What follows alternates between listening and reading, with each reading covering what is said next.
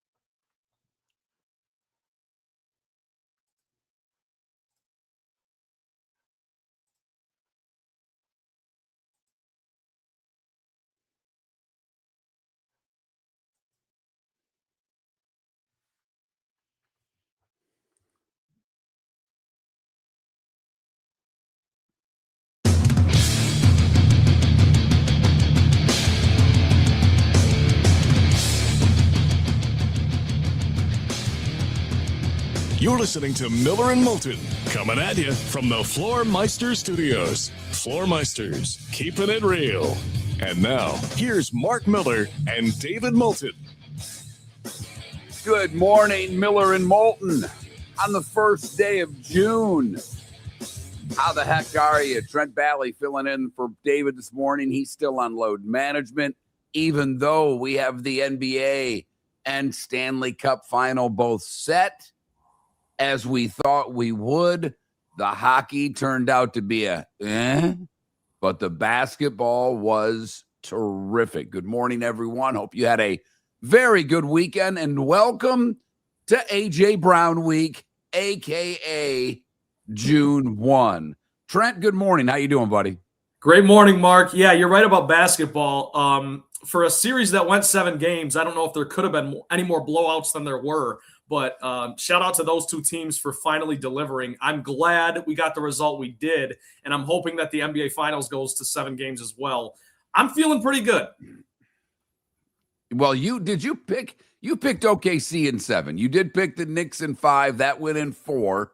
Yeah. I think we all thought that OKC would take care of business at home, and you're right. I mean, the game delivered. It was a fantastic. The Spurs had a great third quarter, had a great second half in a game where they controlled early.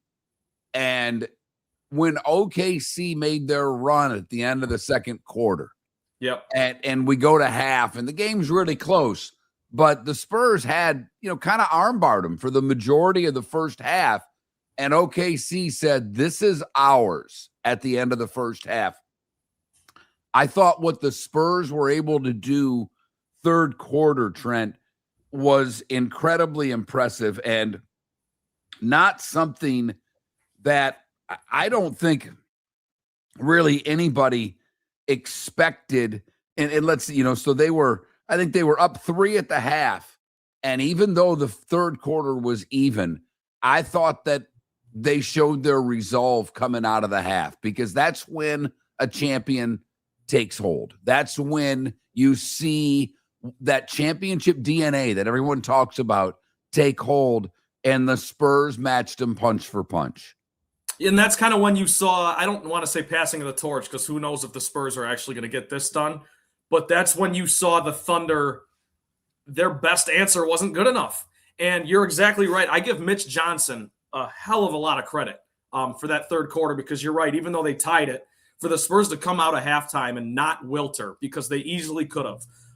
They go blow for blow with anybody in this league. They've shown it through 3 rounds, and now we're going to show it in the finals, I believe. I'll take the Spurs in 5. I know we'll talk about that probably later as the week goes on. Whoa, that's okay. All right. We'll get to that later on. I want to focus on Game 7 right now, but yeah.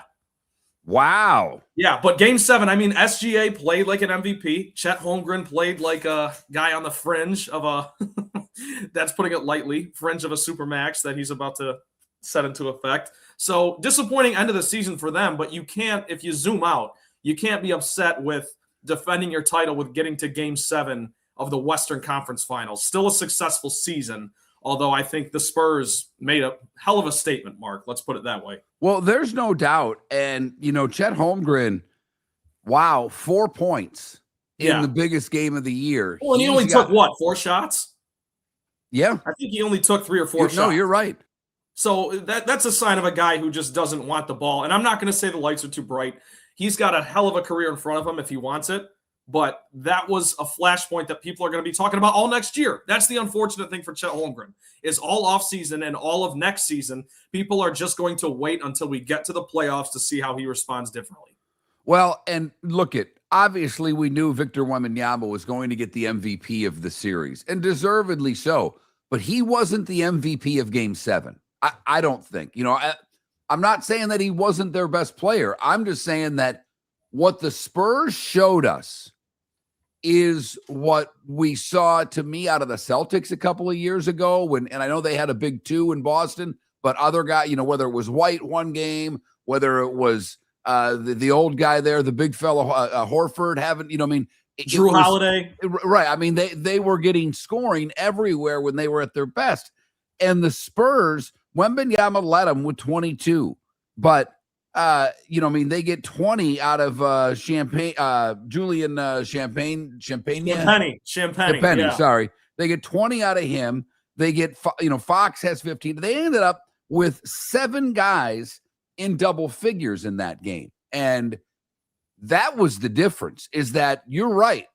OKC, I thought, did a really nice job of getting to Wembanyama. Of putting a body at him, of forcing him to dish the ball off. And there have been other games when he made those passes and guys didn't make shots. Well, they made shots. And especially, say it again for me, because I botched his name trying to say it all morning. Champagnie was terrific from beyond the arc. He was the best player to me in Game 7. I believe he only made 6 shots, and I think they were all threes. So they were. We were texting. He made 2 free throws. You're right. Okay, so we were texting back and forth with our buddy Felipe Alvarez, who lives and breathes NBA even more than I do, and he called it the Champagnie game, because that's what it's going to go down as. Because you're right, he was the difference in a game where Victor Wembanyama wasn't quite the MVP on offense. He's always going to be impactful on defense. I still have yet to see him play a poor defensive game. But Mark, more importantly, if you zoom out a little bit, this Spurs team feels a little bit like those Spurs teams that won 5 rings. I know they had stars in Tim Duncan and David Robinson and Tony Parker, but complete teams, because you also had guys like Robert Horry, Bruce Bowen, in the later years, obviously Kawhi Leonard making plays as well. And that's what this Spurs team feels like. It's not a one-man show with Wemby. And if Wemby isn't scoring a ton, he's still going to make his impact on defense. And that team, that culture is back. And again, that's why I just credit Mitch Johnson a ton. Well, we'll get to the final soon enough, but I think you're on drugs, Trent, because the title's going to New York. Really? There's not a doubt in my mind. New York is deeper, older. It's, I even joked with the two of you when I sent a text. I said, well, now we know the NBA's rigged because they want to make sure the Knicks get theirs. It was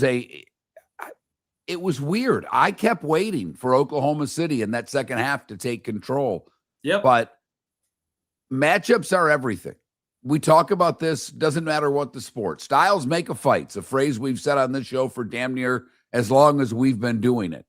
And Styles made a fight in that series. The Spurs were the better team against Oklahoma City in the regular season.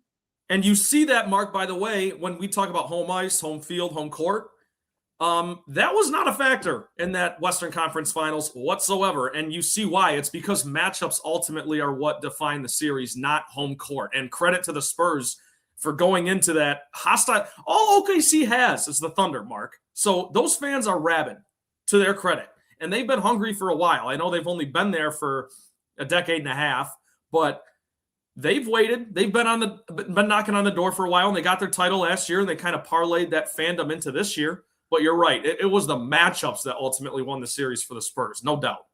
Well, it's funny that you, of all people, said home ice, home court, because we've talked for a while that we've thought for every bit of at least a decade and maybe longer, the only home court ice field advantage left is college hoop.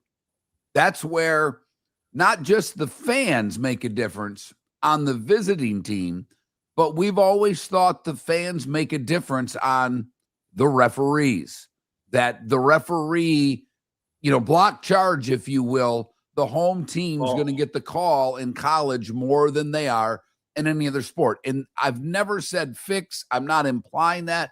I'm implying human nature.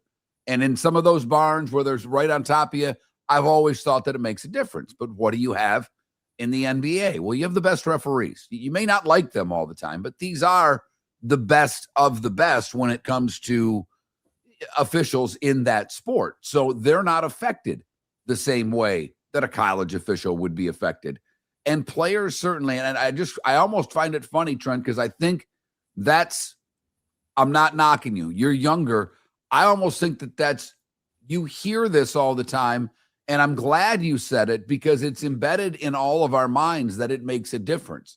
To the athlete today, it doesn't make any difference whatsoever. And if it does, it's minimal. And again, Mark, I'm with you guys in that way. I guess I could be an old soul in that way alone. I don't buy into it nearly. People talk about it in every series, going into every game, every point spread, right? It's who's at home. I don't buy it. That's why when I feel we have a pick 'em in the NFL, but the spread is -3.5 in favor of the home team, I'm not going to let that sway my decision. You feel me? Oh, no doubt. And the odds makers have changed that. I mean, it was 3 in the NFL, and now it has gotten better. Yeah. Now it's 1.5. So it's definitely apparent. So the finals are set. We go back to 1999, the last time we had this final. Trent wouldn't have been able to do the show because he wasn't born yet. I was born in November of 99, so I actually just missed that finals. I was born about 4 months after that final. Right. So Trent was not around the last time. We went through all of the things that have changed while the Knicks have made a final. Trent wasn't born yet. Let's just start there. So look, it's going to be a hype train for the Knicks all the way through this. That's what we have. That's what we're going to get to. We kind of got late notice this morning that David's on load management. So the starting 5 could be a challenge. And by a challenge, I mean, we were sent photos of David's notebook. I knew that there was a possibility, and I found out literally last night before I went to bed by about a half hour. And I'm like, I got 2 choices. I can sleep or I can spend an hour doing the starting 5. I, like an idiot, chose A. I'm regretting that decision this morning. But we will do our best to get through it. Leigh Ellis will join us in the 8 o'clock hour. He works for basketballpassport.net. He'll preview the finals for us at 8. And then our old friend John Forslund at 8:38. You can't combine all the words into one. John Forslund at 8:38. Looking forward to that one. John to Forslund's preview. incredible. He is fantastic. He's been doing the radio for I think he did the Eastern Conference final. In fact, I know he did. So he will be joining us to preview the Stanley Cup final. That is the boring of all the choices that we had. Carolina, Vegas. There's a funny guy that I follow on video.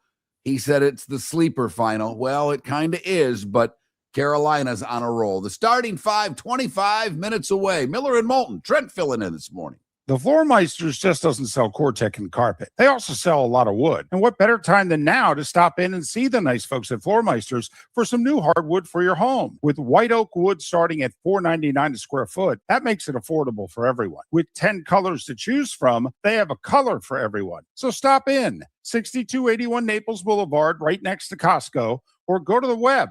It's floormeisters.com.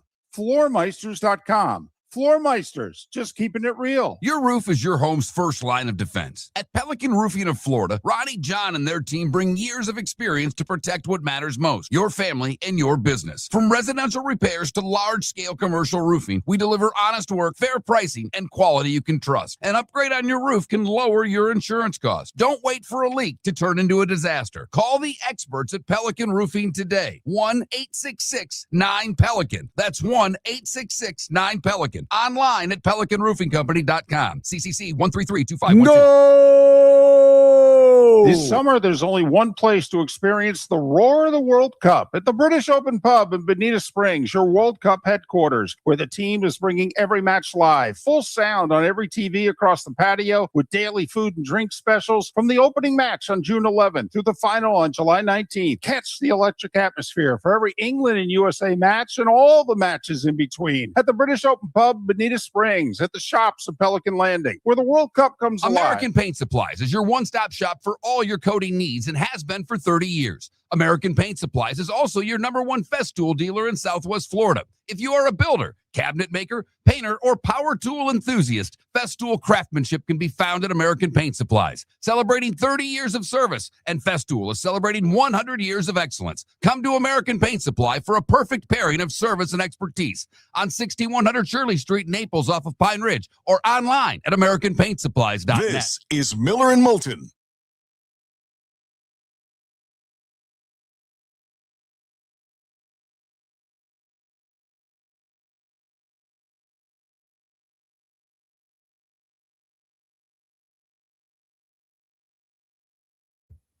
So, Mark, since I'm home for Mom's birthday, I have all my vinyl here. Here's 1999. There you go, in honor of the NBA Finals. Very nice. Very nice. Okay. Also have this single of Eddie Money. It's a 45. Kind of forgot I had that one, to be honest. You know, I'm going to say Eddie Money a touch underrated. I like Eddie Money. He's only got a couple of hits, but they're good songs. Yes, they are. I can't say I've ever listened to an Eddie Money album. I don't think I have either. But to your point, though, like his songs don't get overplayed, so you don't get fatigued of them because they're good songs, but they're not like overplayed on radio or at stores or whatever. Thanks, Paula. I will let her know. Chet Holmgren was stuck on twos, 2 shots, 2 turnovers, 2 steals, 2 blocks, 2 fouls. That's good, Johnny O.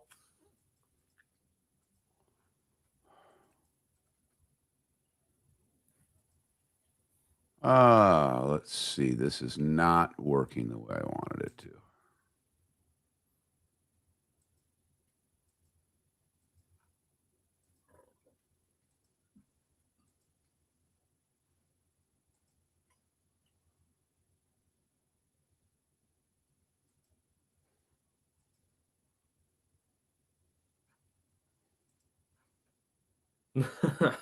Yeah, EB, I guess if there was going to be a home field, court, ice advantage, whatever, that would probably factor in, sure. Especially with certain guys more than others. But I think that was a thing of the past a little bit. You can't get away with stuff now because guys will be all over the internet. You know, they're on camera.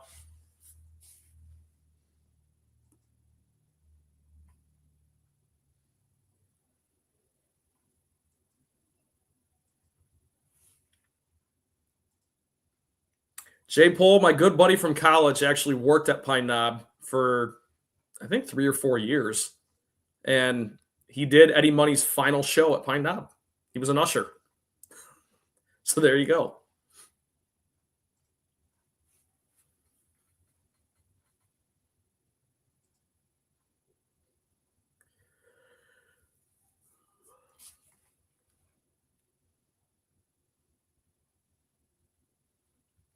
Yeah, Mark, I stayed downtown with some buddies last night. And so I came rolling in this morning at about 5:40. My dad was probably like, what the hell is going on? That is funny. All right. I have no idea how to. What's going on? I'm trying to print these starting five. I'm having no luck. No, Jay. I have to be honest. I don't pay attention. I mean, I don't pay attention to stuff that you guys probably think I should pay attention to.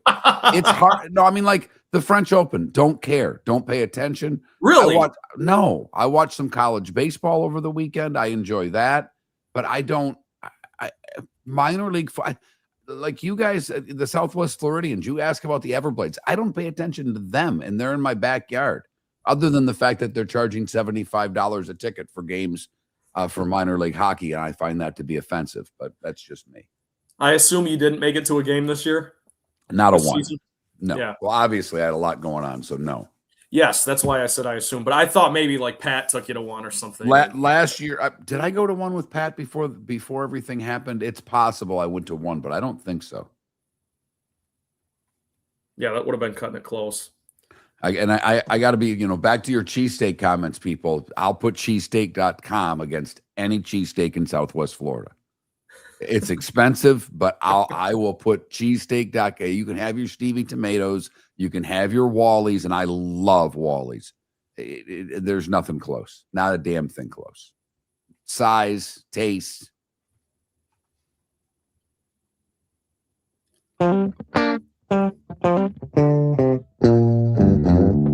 You're listening to Miller and Moulton. And now, here's Mark Miller and David Moulton. David Moulton's got the day off, load management. Trent Valley filling in this morning. And we found something out this morning. Trent and I know each other reasonably well. We talk a lot more than I think people would think for two guys that are, that I could literally be his father. I say that because I know Trent because his father and I were friends and still are, but we're friends 100 years ago, if you will. That's how I got the job with you guys. That's the only reason I got the job. I just got a text from Mark one day. Hey, Trent, this is your dad's friend, Mark. And the rest is history. Yep. Well, I mean, I think you and I had talked once before then because you wanted to get into this business and your dad reached out to me to talk to you about, getting into this business, of which I said, don't. I mean, and I've talked to a lot of dads over hey, my son really wants to do what you do. Can you talk to him? Sure. Don't ever do this. There's no money in it. Yes, I'll never. You're right. We did talk once before then, and I think I was in college at the time. Yep. Because I was still looking for what market I wanted to try to target, and then obviously some things happened with my health, and that's another reason you and I have bonded over the years. But Mark, you guys have been fantastic to me, and that's why I will always love this show. I will always love Miller and Moulton. So here we are, another Monday morning, and we're getting after it. So the other thing we found out today, and I had no idea because. The one interesting thing with David and I is that not only my mom and his mom, but my mother-in-law were all born in 1944. They were all born between June 1st and September 2nd. And today is my mother's 82nd birthday. But it is Trent's mother's birthday. And she's a little bit younger than my mom. And by a little bit younger, she's about 30 years to be exact younger. So happy birthday to your mother. Happy birthday to my mom. Now, what are you doing? Now, this is someone in their mid-20s. Trent tells me this morning, well, I came home this weekend for my mom. Trent, where were you last night? Were you with your mom and family? No, last night I was out on the town in Grand Rapids, hometown. Some buddies are in town actually because we had a wedding this weekend as well. So that kind of timed up well. But today at about 12:30, I'm getting lunch with my mom. And then fun fact, I know no one cares about this, but my grandpa, so her father, he actually has the same birthday. So it's his birthday today as well. So we are all collectively going out for lunch today, and then I'll make my way back to the east side. All right. So there you go. Good for you. So you're actually doing something today with your mother. That is a good thing. I asked my mother last night, I said, do you want me to take you out for dinner or do you want me to cook dinner? And this is perfect for my mom, how much she pays attention to me. With what I have gone through, there are certain things that I cannot eat. One of those is sushi. And I, at some point, hopefully can eat sushi again. And my mom says, well, either we can go out and have sushi or you can cook for me. And Mark, I can honestly tell you, I've never had sushi, so that'd be easy. I'm not surprised, for me to answer. I would definitely bite the bullet and cook. The question is, what would I cook? That would be where we really get in dangerous territory, I think. I'd be worried there too, Trent. But yes, so I love to cook. So when my mother came over for dinner last night, I even opened up a very nice bottle of wine for she and my wife, of which I can't drink. So, just pouring the good stuff down my mom's throat for her birthday dinner. And yes, I did make dinner last night at home. So happy birthday to young Miss Bally and to a much older Mrs. Miller or Mrs. Schaefer. Actually, her name's changed so many damn times I can't keep track of it. I don't. She went from her maiden name, married my father, went to Miller. Went back to her maiden name after divorcing my father, and then married my stepdad, who passed many years ago. And I kept the name Schaefer from that. So I probably should at least try to get my mother's name right. I started the show by saying happy A.J. Brown week, because today is the June 1st cut designation in the NFL, where teams can save money and by cutting players. And that's why A.J. Brown was not dealt before today. The question is, and this is something that I found interesting. I had a conversation with a big Patriots fan on Friday, and I never really thought about this. If there was a deal in a desk drawer, which many people, including the head coach's mistress, had thought a while back, that this is done, that A.J. Brown to the Patriots is a done deal. Okay. What we have talked about many times on this show with Pat, with David and I don't know what you think, Trent, but we figured since it is a June 1 designation, if you're the Rams, if you're the Chiefs, if you're a slew of other teams that could use a receiver, aren't you picking up the phone and calling the Eagles? Which leads me to this question, Trent. If there was indeed a deal in a drawer and that this sucker's done, can Howie Roseman, the GM there in Philly, can he go back on his deal? Or do you lose integrity around the league if you had a wink, wink, nod, nod deal with the Patriots, and then you turn around and make a deal with somebody else who's offering you a better package? Well, here's the thing. Wink, wink, nod, nod is not on the dotted line. So you're simply working within the confines of what the rules are. So no, I don't think if say the Rams, like you said, that's a good example. call up the Eagles and come with a better offer than the Patriots have. Maybe the right thing to do, Mark, if you wanted to kind of split hairs, would be call the Patriots, say, hey, this is what the Rams are offering us. You got to up your ante a little bit. And I assume that's what general managers do before they make any sort of deal. So I don't think you lose integrity for making a different deal, but I do think that if you wanted this deal done, it should have been done already. And the fact that maybe there was a deal in a drawer somewhere, it still hasn't been done. It hasn't been processed by the league. And we've seen many times, wink, wink, handshake under the table, or failed physicals, or all sorts of weird technicalities that break the rules, if you will. All right, fair enough. And I wanted your perspective on that, because I'm someone who that if I did a deal with someone, and I'll just use this show because it's the only thing I own, we, as someone who sells sponsorships, we give category exclusivity to any of our sponsors. Quick nod to Pelican Roofing of Florida and the Pelican Roofing of Florida text line, 21,000, since the bill just popped up for the monthly charge for the text line. I'll bring that up, 21,000, the number, in case you've never texted the show before. The keyword is Miller. And so if I actually had another roofing company reach out to us and inquire about sponsorship, and I said, thank you, I appreciate it, but I can't do that. I don't even know if I told the folks from Pelican Roofing, I think I did, that they got category exclusivity. I'm not even positive I told them, but that's a hard and fast rule with our show, because we don't have a lot of spots, so we don't want to be. And I only say that because if he told the Patriots brass that we're making this deal on June 1, because it's not, to me, with this one, it's not the dotted line as much. We all know why they're waiting. It's a financial reason. It's a cap reason to rate for June 1. That's why the deal hasn't been done. I think it would have been done months ago had the cap implications not been there. So I don't think Howie Roseman has to save face, but would it be harder to do a deal with anybody if if the word on the street is this is done? Well, I guess, Mark, I would push back a little bit, because if you're the Patriots and you had a deal, we had a deal.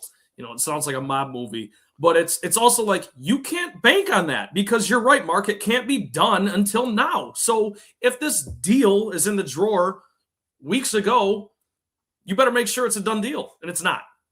Miller and Moulton, the starting five should be a hell of a time. It's next. Your roof is your home's first line of defense. At Pelican Roofing of Florida, Ronnie, John, and their team bring years of experience to protect what matters most, your family and your business. From residential repairs to large-scale commercial roofing, we deliver honest work, fair pricing, and quality you can trust. An upgrade on your roof can lower your insurance costs. Don't wait for a leak to turn into a disaster. Call the experts at Pelican Roofing today. 1-866-9-PELICAN. That's 1-866-9-PELICAN. Online at pelicanroofingcompany.com. CCC 1332512. Floor Meisters just doesn't sell Cortec and carpet. They also sell a lot of wood. And what better time than now to stop in and see the nice folks at Floor Meisters for some new hardwood for your home. With white oak wood starting at $4.99 a square foot, that makes it affordable for everyone. With 10 colors to choose from, they have a color for everyone. So stop in. 6281 Naples Boulevard, right next to Costco, or go to the web. It's floormeisters.com.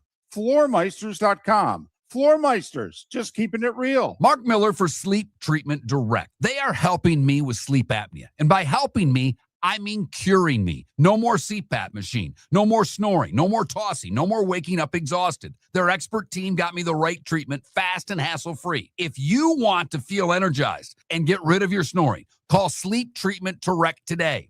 444-1741. That's 239-444-1741. Sleep Treatment Direct. Sleep safe and American Paint Supplies is your one-stop shop for all your coating needs and has been for 30 years. American Paint Supplies is also your #1 Festool dealer in Southwest Florida. If you are a builder, cabinet maker, painter, or power tool enthusiast, Festool craftsmanship can be found at American Paint Supplies. Celebrating 30 years of service, and Festool is celebrating 100 years of excellence. Come to American Paint Supply for a perfect pairing of service and expertise on 6100 Shirley Street, Naples, off of Pine Ridge, or online at AmericanPaintSupplies.net. This is Miller and Moulton.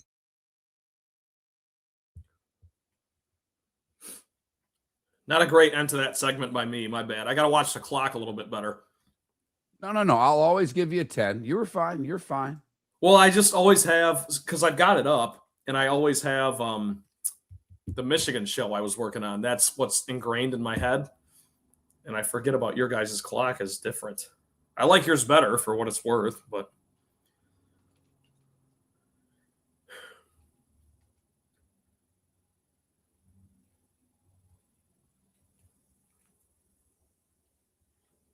This is interesting.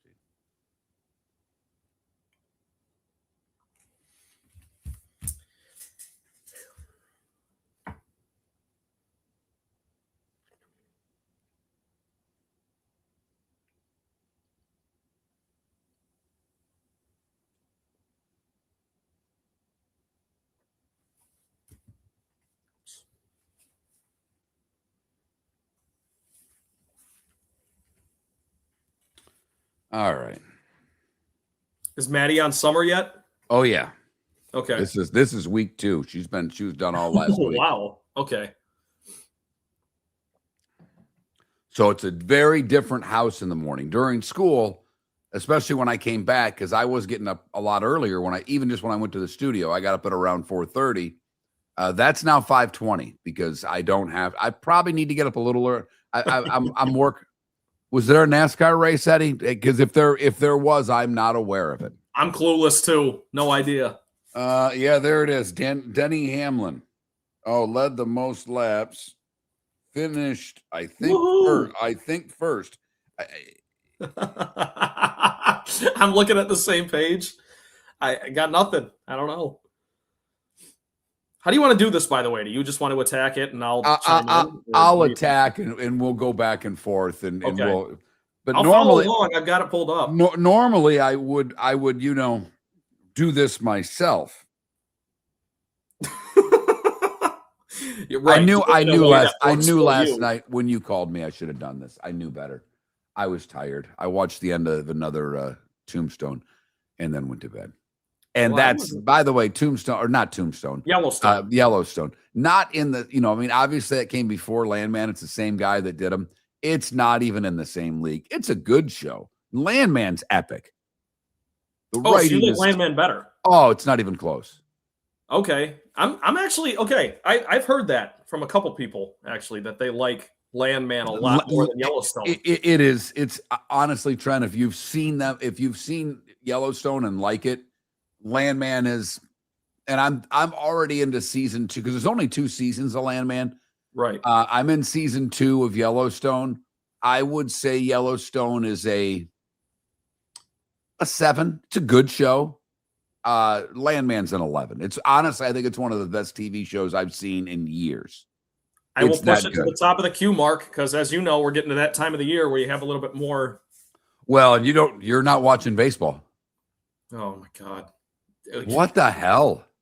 It's so Could you? bad. I've got to laugh now, and obviously I can't get him because he's on mornings too. Yeah, I got that in my notes, but thanks, LW.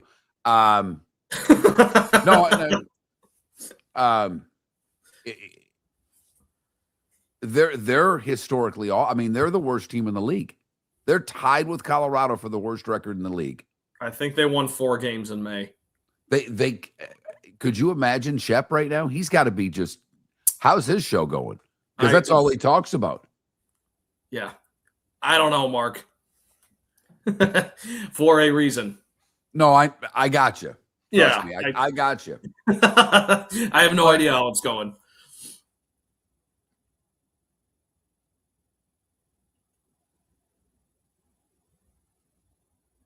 Yeah, Paula, I'm still watching. It's just not. It's not a good product. It's not a good watch.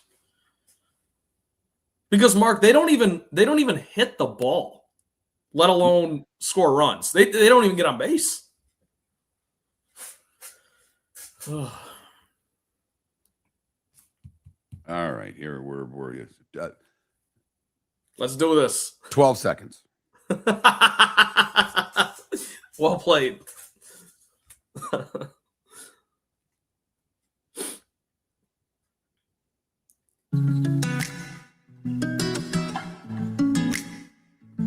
Welcome back to Miller and Moulton. Text the guys what's in your mind at 21,000. That's 21000. And now, here's David Moulton. Well, I mean, not because of Trent, but I wish that were the case. It's simply not this morning. David on load management. Miller and Moulton, Trent filling in this morning. And he may be doing a few shows this week. We'll see. We got to arrange some schedules because he does have another job. And what let's a little promotion there. You're doing the podcast with who? I'm doing the podcast with Montez Allen. He's a seasoned vet. He's about 15 years older than I am. So we have that just enough of a generational gap where it's a fun discussion, but he's worked in Atlanta and Chicago. And we're now doing a show called TNT, as in Tez and Trent. And we're doing that in Detroit for Legacy Sports Network. It's a lot of fun, Mark. And you do two? Is it 2 a week right now? Is that the plan? Is that so far? We're 2 a week, and it's pre-taped. The goal is to build this thing up to where it's live every single day, just like you and David. It'll be fun. But you do Tuesdays and Fridays. Tuesdays and Fridays. So for sure, if Trent's filling in tomorrow, it will only be for the first 3 hours of the show. Trent's going to have to learn how to prep tonight. That's what I'm telling you right now. But without any further ado, it is time now for The Starting Five. 5 big stories you need to know. Here is The Starting Five. We'll give this a shot. That's all I'm telling you. We'll do our best. Give them hell, Mark. Let's go. Exactly. Let's start with the NBA Finals. They are set. The Spurs with a dramatic victory on Friday or Saturday night. Win Game 7 on the road. And now the Knicks and the Spurs get at it not until Wednesday. The series begins on Wednesday. The Spurs are 4.5-point favorites in Game 1. I think I'd take the Knicks in Game 1. The biggest thing for me, Mark, is that the Knicks just keep getting more rest. I mean, they're on a historic run in this NBA playoffs right now as far as blowing teams out, getting time off, and they've proven the old rust versus rest thing is nonsense because they come out firing at the beginning of every series. So I actually like where your head's at. I'm taking the Spurs in 5 for the series, but the Knicks in Game 1 is not a bad play. Well, I think the Knicks win the series. I just don't. I would take the Knicks in 6 right now. They were rusty in Game 1, but came back in that epic fourth quarter against Cleveland. The Stanley Cup Finals are set. Carolina with a dominant performance, winning the series in 5. They won 6-1 on Friday night. They start tomorrow night.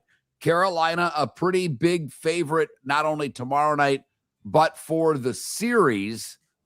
So we'll have John Forslund on later to talk about that. Baseball last night. I have David's notes, and I have what I pulled up quickly. I'm going with B. The Rays take 2 of 3 from the Angels over the weekend, a 5-2 victory last night. Their lead, however, in the division has diminished. They are just a game and a half above the Yankees. The Yankees, winners last night, 13-8. Okay, that's a pretty good night at the ballpark from a run scoring standpoint. If I told you they scored 13 runs, but all of them were in the 3rd inning, would that mean a little bit more to you? Because that's what they did last night. The Yanks with 13, a 13 spot. Those 13 run leagues, you got yours last night. Mark, that's one of those things third. where I feel like there should be a mercy rule in the MLB. Like, if you're down that much that early when a season is that long, you're like, when can we go? Can we go home? Can we just go home now? Now you're shorting the fans if you do that. So obviously you can't. I'm being tongue-in-cheek here. But, man, that's a brutal loss. Ben Rice with a couple of extra base hits in that inning. Wow. Other games last night in Major League Baseball. The Giants put up 19 on the Colorado Rockies. Yamamoto strikes out 10 as the Dodgers dominate the Phillies 9-1. The Marlins take one on the chin, and by take one on the chin, they were knocked to the canvas. Marcus Stemmen had a home run. Mets sweep the Marlins 10-1. Boston comes back, 6 runs in the 7th. They beat the Guardians 9-4. Baltimore beats Toronto. Toronto had a shot to go 500. And at Camden Yards, it was the Orioles 9-5 over the Jays. Braxton Ashcraft earned his 5th win of the season. The Pirates a 9-3 win over the Twinkies. The Mariners in 10 walking it off to beat the Diamondbacks 3-2. Texas 6-3 over the Royals. John Leiter picked up his 3rd win of the season. The Reds with Nick Lodullo outdueling Spencer Strider, a 6-4 win for the Reds over the Braves. The Nats, a 4-2 win over the Padres. The Padres are slumping miserably. Yes. I mean, the Padres were right there with the Dodgers, and they're now, I think, 5 back of the Dodgers.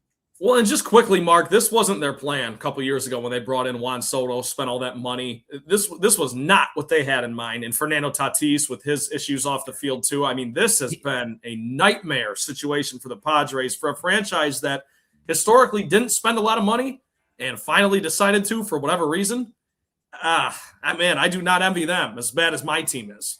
Tatis hit his first home run of the year over the weekend. First home run of the year. And, We're 2 months in. That's crazy. Right.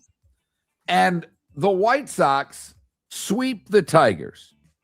The Tigers have lost 4 straight, 8 of 10, and they are now tied with the Colorado Rockies for the worst record in baseball. This was a team that was picked by over 60% of the pundits to make the playoffs, by most everybody to win their division, and they have the worst record in the league. So Tatis having 1 home run through 2 months is pretty bad. I would argue it's almost worse to have Spencer Torkelson and Kerry Carpenter combining for 14 home runs at this point in the season. The Tigers have no power, no hitting period, and no one wants to hear me talk about it. So there's your Tigers 30 seconds of Miller and Moulton. As soon as Scooble's healthy, you deal him, don't you? Oh, they're of not. course. They're not signing him. Nope. You got to deal him. And unfortunately, a lot of that has to do with who his agent is. But we've known that. We know how Right. Scott Boras does things, and it is what it is. Mark, you're exactly right. The second he's healthy.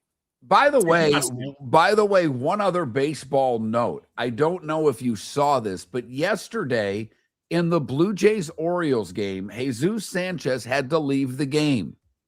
A fan threw a ball at him and hit him in the wrist, bruising his wrist. Yeah. Fan was caught, thrown out, but of all the things, I mean, Philly fans throwing batteries, whatever. The Orioles fans throwing baseballs at players. This is, Baltimore's supposed to be these great baseball fans. Wow. That one is something to me. Well, I'm sure we'll get more details on this soon, but reportedly it was a child, the fan. So I'm not sure. So that's what I was going to say. Then again, it's like, how hard can a kid throw a ball to knock him out of the game? So it's a little fishy here. I'm excited, not excited, but I'm interested to see what the details are here. Soccer friendly last night. The U.S. beat Senegal. I don't know if this means a good thing or a bad thing. 3-2, the U.S. winning over Senegal. Pulisic snapped a 5-month scoreless drought. He had a goal and an assist. If he'd have gotten a fight, it'd have been a Gordie Howe hat trick. Well played, Mark. I actually watched that game last night. My brother is a huge U.S. men's national team fan. I'm so sorry for him. Of course, I'm home for the weekend for Mom's birthday, as I've mentioned. But so it was a good chance for me and Brock to watch that one together. Fun game. Let's see. NASCAR. I'll do it for you. There you go. You want some NASCAR? I've got NASCAR for you. They were in Nashville. Denny Hamlin led the most laps and won the race. That's all I got for you. Ross Chastain finished next to last. So if I'm doing this going forward, I will not mention him anymore unless he wins. He's not good anymore. Lot of promise, a lot of hope, but the French Open, because David likes to talk about it, another big seed was ousted. The former French Open champion was knocked out. Djokovic was knocked out. The women's champ was knocked out. Coco Gauff, I believe, was knocked out. So you're going to watch people you've not heard of. Okay.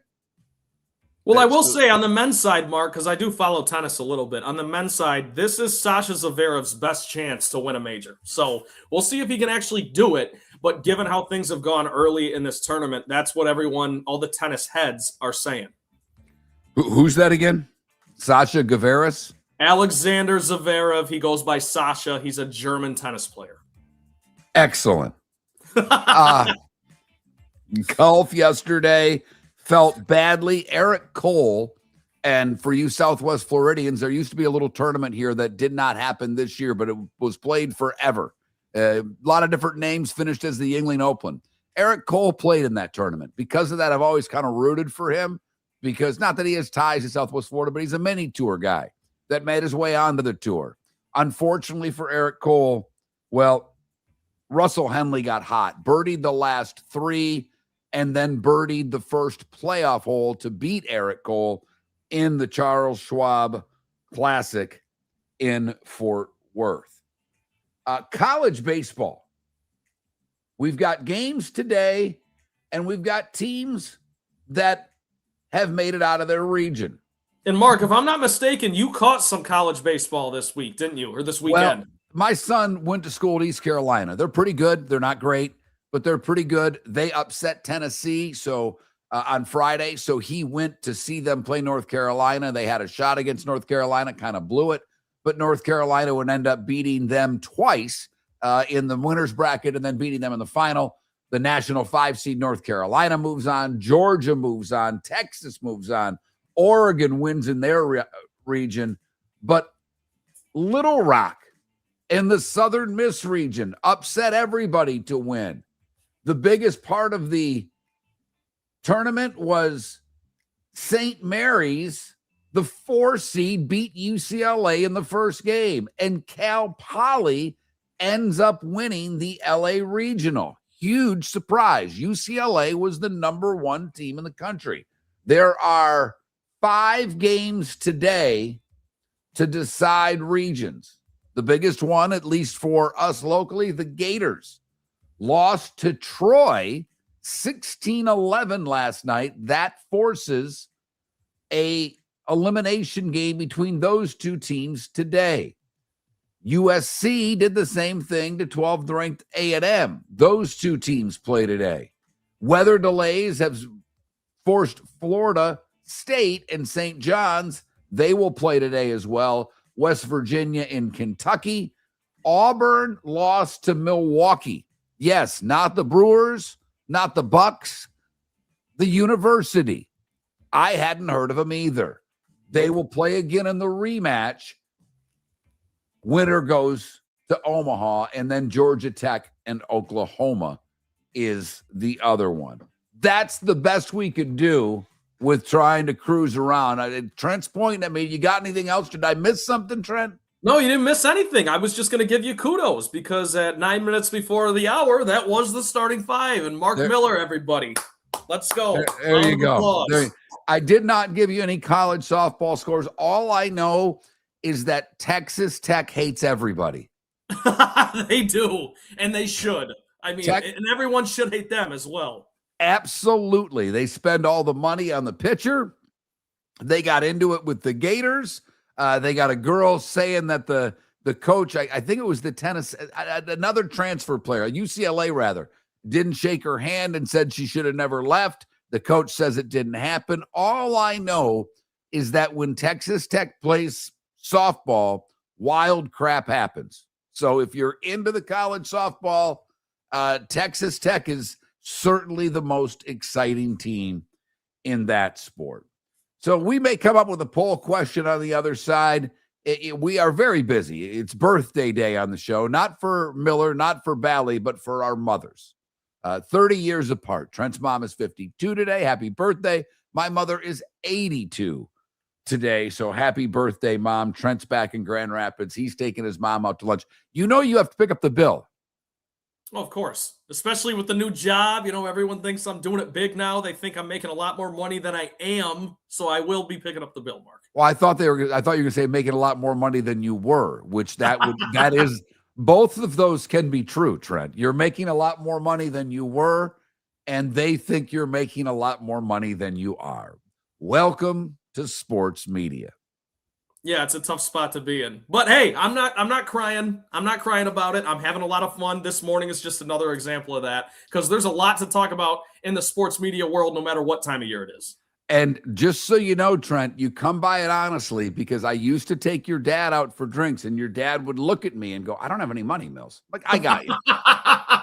His other move was to turn his wallet upside down and shake it, because there was never anything in it. Miller and Moulton, Trent Bally filling in. American Paint Supplies is your one-stop shop for all your coating needs and has been for 30 years. American Paint Supplies is also your #1 Festool dealer in Southwest Florida. If you are a builder, cabinet maker, painter, or power tool enthusiast, Festool craftsmanship can be found at American Paint Supplies. Celebrating 30 years of service, and Festool is celebrating 100 years of excellence. Come to American Paint Supply for a perfect pairing of service and expertise on 6100 Shirley Street, Naples, off of Pine Ridge, or online at AmericanPaintSupplies.net. Your roof is your home's first line of defense. At Pelican Roofing of Florida, Ronnie, John, and their team bring years of experience to protect what matters most, your family and your business. From residential repairs to large-scale commercial roofing, we deliver honest work, fair pricing, and quality you can trust. An upgrade on your roof can lower your insurance costs. Don't wait for a leak to turn into a disaster. Call the experts at Pelican Roofing today. 1-866-9-PELICAN. That's 1-866-9-PELICAN. Online at PelicanRoofingCompany.com. CCC 1332512. Floormeisters just doesn't sell Cortec and carpet. They also sell a lot of wood. And what better time than now to stop in and see the nice folks at Floormeisters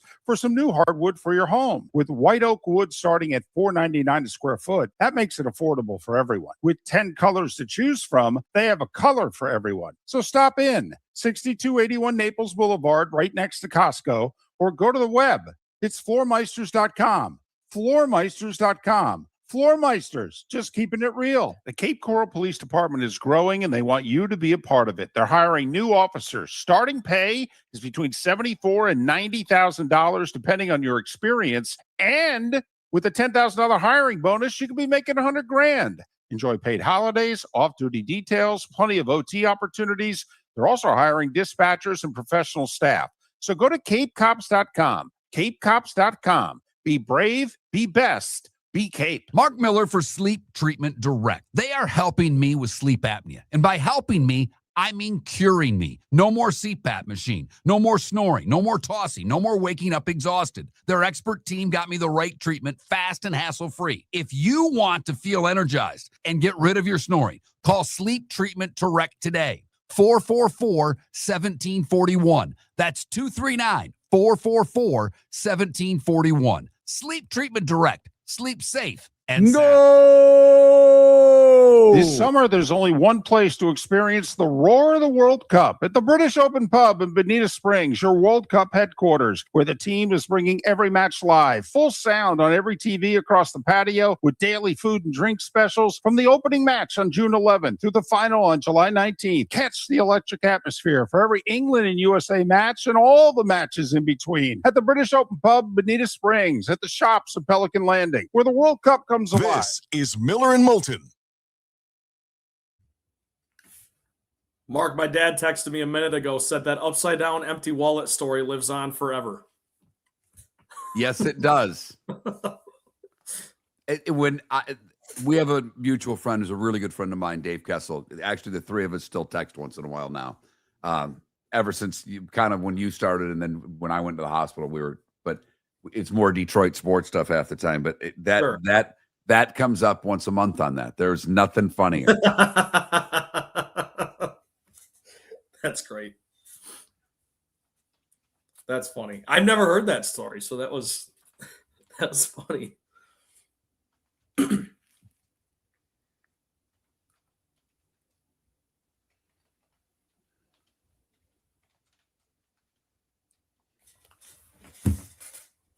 Here's another vinyl for you, Mark. Oh, I don't. Hang on, I'm typing here. It's Cher.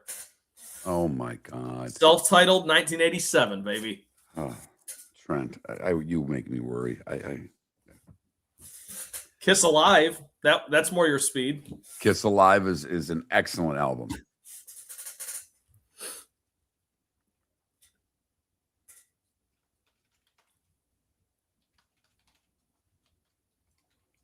Yeah, EB, I wouldn't be surprised if you told me it's never happened before. I mean, 13 runs in one inning is outrageous.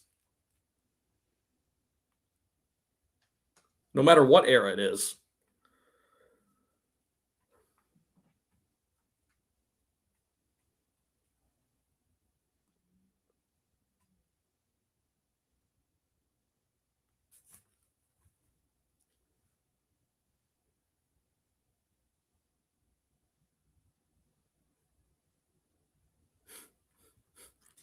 Let's not turn back time. Okay. Never mind.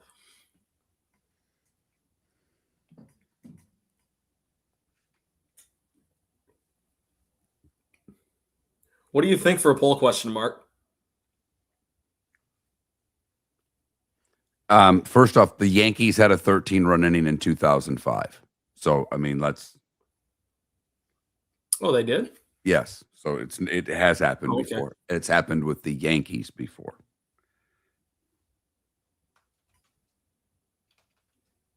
Well, so much for that.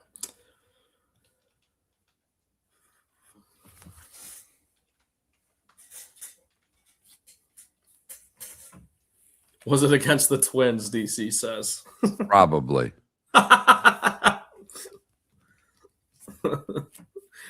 Torrey Hunter, shout out. All right.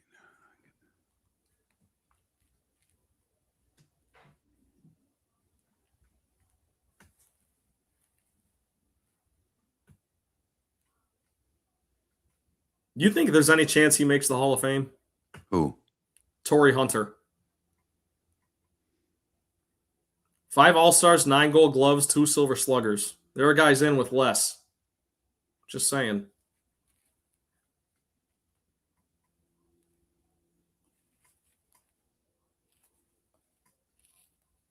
Not really, based on the fact that he barely stayed on the voting threshold. Was he I already don't think he, ineligible? Paula, I don't think he's from Southwest Florida. He played in the Yuengling Open, though. He played on the Florida Mini Tours a ton. I don't think he's from here.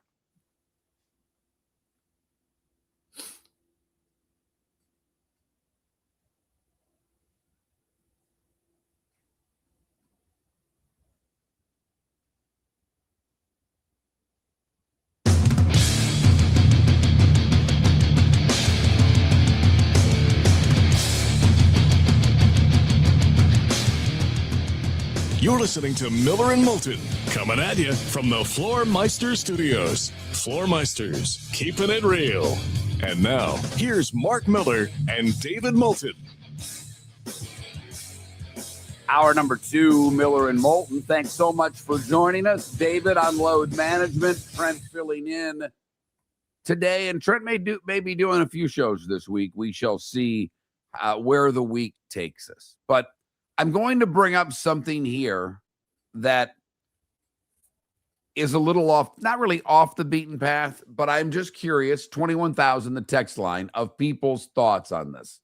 And it certainly makes me laugh, because during the break on Twitch and YouTube, where we talk with the audience that joins in, we have Paula, who's a grandmother. I know that for a fact. I'm not going to try to guess her age, but I know Paula is a grandmother. Why? Because she's told us. But yesterday, I'm watching the golf because my mother's birthday is today, and Trent's mom's birthday is today. So I'm watching the golf. My mother's over. I'm making dinner. Crawfish etouffee, for those wondering. And I'm watching the rest of the golf and listening to a lot of it because I was stirring the roux, and you got to pay attention to that stuff. But Russell Henley birdies the final 3 holes, and Eric Cole is tied for the lead going to 18. And I'm like, well, he needs to make birdie here or he's going to lose because he's not winning in a playoff. And they went, why? I said, well, Russell Henley's won a bunch. He knows how to win. Cole's never won. And in golf, it's difficult to win that first tournament. And your life changes. I mean, it is a life-changing moment for a golfer. It means you get to go to the Masters. I believe if you win, you're now in the signature events for the rest of the year. So it's millions of dollars. And the pressure of that is difficult. And I give Cole credit. He not only made a really nice, got lucky with the drive on the playoff hole, made a good approach shot, not a great approach shot. He was 108 yards and left himself, 12 to 15 feet. I think a great shot for those guys is what Russell Henley did. He knocked one into 4 feet and made his birdie putt to win. But they interview Henley immediately after. He's got his kids around him, and it's a cute interview, whatever. And then they go interview Eric Cole. And my mother, like all mothers would do, says, just like Paula said in the chat room, I felt bad for him. Now, I don't happen to have what the money results were for yesterday. I'm just guessing that Eric Cole yesterday made, somewhere in the range of $500,000 for finishing second. Given the fact that Henley won 1.7, he may have won more. I don't know what runners up gets. He may have won close to $1 million yesterday. May have won $800,000 for finishing second. But they interview Cole after they interview Henley. And this is for the moms out there and for those of us that have to laugh, because my mother immediately says, I just feel sorry for him in that interview. That's just hard. What's he supposed to say there? Do we really have to, do we need to talk to him? And I just laugh. I'm like, by the way, he made $1.1 million for finishing second. He's fine. I don't feel sorry for him at all. And after all, what, Trent, have we taught you that sports at the end of the day is? A TV show? Yes, it is. It's a TV show. And going back to one of the original sports TV shows, when it was actually a show, The Great Wide World of Sports. What's the line in that show? The thrill of victory and the agony of defeat. And as you're all picturing that skier falling off the ski jump during that montage of video that we would see, the human drama of athletic glow. With the glow comes the loss. And some people are gracious in losing. Some give stock answers. And I thought Cole gave, decent enough sound. He said he was disappointed. Of course he is. But let me just ask all of you out there. Do you want the losing interview? Because it doesn't matter the sport. The Super Bowl's won. We go on the field with the player, a coach. We go through a little of this and that. And usually, I believe after the trophy presentation, but at some point in the post game, the sideline reporter who is stuck with the losing sideline is in front of that locker room door and gets the coach. They're never that good. Now, no. I would love for someone to just unload. This sucks more than anything's ever sucked before. I'm miserable right now. I'm going to go drink 14 beers in the next hour, and then I'm going to have something to drink. Because you never get that. That's why you don't want the loser interview. If the loser interview was that, Mark, we'd want it every year. I mean, we'd look forward to it. But you never get that. No one is ever that raw, that soon after the game ends, right? So to me, it's pointless. You want to hear from the guy the next day. You want to hear from the winners right after the game, for sure.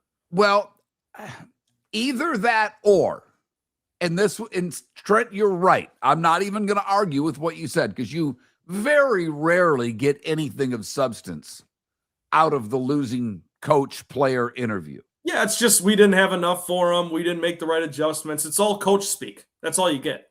I think this is where I don't want them to have the 15 minutes of cooling off, because to actually get the raw emotion, you need a microphone in their face right after the game. And if it is indeed a TV show,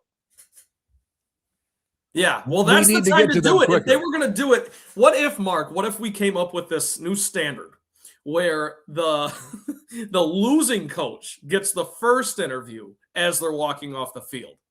Now that, if you're talking about SEC football or NFL football or something like that, that would be unbelievably entertaining. If it is, in fact, a TV show. You're exactly right about that. So, by the way, text line's open. People taking shots at me for the starting five, and I deserve it. Now, understand that if I would have found out last night that I was doing the starting five, I may have been a touch more prepared. I found out at 5:20 this morning. That doesn't leave a lot of time to get through it. And, lay off Mark, because also we were looking at a photocopy picture of David's handwritten notes. I didn't use any of it. The only thing I used it for was Denny Hamlin. I got to be brutally honest with you. I couldn't read it. It makes no sense to me. This is why you type things in this world. Yes. And David writes, he can read his own chicken scratch, but so I'll take, I have no problem taking the grief. I have none whatsoever.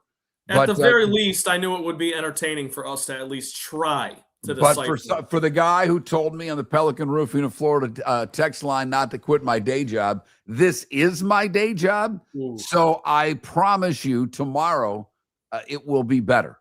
There will be more substance. I will go deeper in detail, and we'll have more for you. But there's some snark on the Pelican Roofing of Florida text line this morning. That definitely, and snark is good. We probably, from a poll question, but I get it. I think most people are over the losing interview because the athlete, kind of Trent, where we started with this, home court, home ice, home field doesn't matter anymore because players, your generation of players has played more games at more venues than ever before. And they, yes, players travel better, which is part of it. B, referees, officials, I think are better than they've ever been. As much as we want to complain about officials, I don't think there's a lot of homer referees out there anymore. I think home teams got more calls in the past. I mean, like hockey, for instance, we went 70 years really without calling a penalty in overtime of a playoff game. Wow. And now it's a regular, I mean, in the playoffs, the old adage was they put the whistles in their pocket for the third period. And overtime, you had to commit a felony for a penalty to get called. In basketball, as someone who grew up with the bad boy Pistons and you watch those games of what didn't get called, well, I don't like the SGA diving into a guy to try to get a foul. But think of it. SGA in Game 7, I think, went to the line 11 times. I don't think he got the benefit of any calls in that game. My dad's listening, so I have to give him a quick shout out. But he showed us all those bad boy Pistons games from back in the day growing up. We just watched Pistons old, footage. And there's a play, Mark, and I think it was in Game 6 or 5 or 6 of the Eastern Conference Finals in '89 against Jordan's Bulls. Scottie Pippen gets knocked down, Mark, and he gets dragged off the floor by a referee as play continues, and it's 5-on-4 until the next dead ball, which didn't come for another 2 or 3 possessions, by the way. So from that lens, yes, things are a lot softer, and you're right about SGA, and I think that's the reason that a lot of people were rooting for the Spurs and against the Thunder because they don't want to endorse this style of basketball that seems to be taking over a little bit. And by the way, something to watch. Jalen Brunson is kind of the JV version of the SGA flopping. So we'll see if that works for him in this finals or if the refs do, in fact, put the whistle in their pocket. You know what? Trent. That's a great point that you made there, because he's flashier. SGA, it seems so blatant. And I don't know if Brunson's faster than SGA. He seems quicker in the way he does things. He definitely is. SGA seems a little more methodical about his movements and how he does it. But you're right. Brunson's not afraid to flop, and talk about a home court advantage. There's no place quite like the Garden on how he'll be called in San Antonio versus how games will be called in New York. I would not be surprised to see the Knicks get one of the two games in San Antonio, but I do think that they've got they're getting banged up for as much as they've won. They are a little banged up. Ojanobi was hurt. Yeah. I think is it Richardson that broke his finger? Yes. So I mean, there are a couple of injuries there that, for a team that hasn't had to play a lot of games, they've been banged up a little bit. It will be interesting to see how game one goes from their freshness standpoint, because Cleveland had them in game one. They blew it in the fourth quarter. The Knicks didn't find themselves until late. The Spurs put in as a 4.5-point favorite in game one on Wednesday. Plenty of time to talk about that. Miller and Moulton, Trent Bally sitting in for David today. American Paint Supplies, celebrating 30 years in Naples, is proud to be the exclusive Farrow & Ball dealer in Southwest Florida. The best thing to come from the UK since the Beatles, Farrow & Ball has the colors and paints at American Paint Supplies. See why all the designers and painters choose Farrow & Ball. For 30 years, American Paint Supplies provides the perfect pairing of service and expertise on 6100 Shirley Street in Naples off of Pine Ridge, or online at AmericanPaintSupplies.net. American Paint Supplies is your one-stop shop for all your coating needs. The Floormeisters just doesn't sell Cortec and carpet. They also sell a lot of wood. And what better time than now to stop in and see the nice folks at Floormeisters for some new hardwood for your home. With white oak wood starting at $4.99 a square foot, that makes it affordable for everyone. With 10 colors to choose from, they have a color for everyone. So stop in. 6281 Naples Boulevard, right next to Costco, or go to the web. It's floormeisters.com.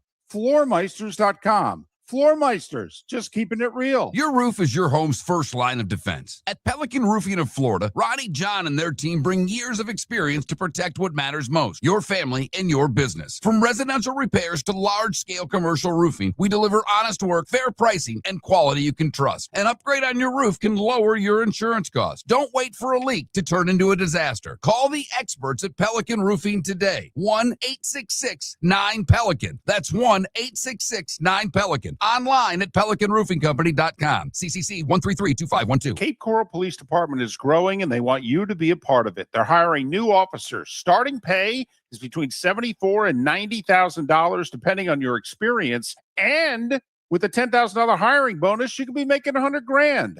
Enjoy paid holidays, off-duty details, plenty of OT opportunities. They're also hiring dispatchers and professional staff. So go to CapeCops.com. CapeCops.com. Be brave, be best, be Cape. This is Miller and Moulton.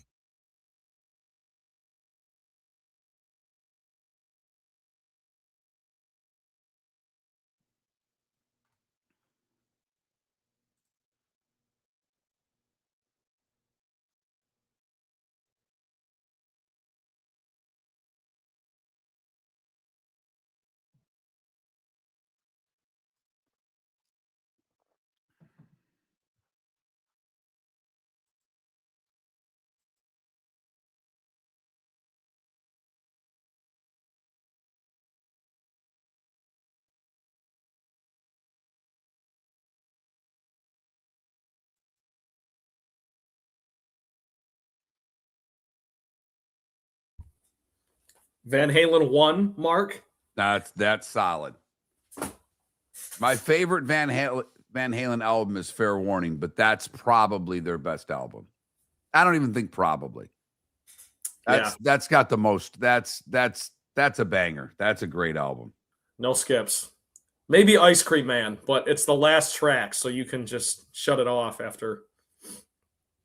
I think it is. Hang on.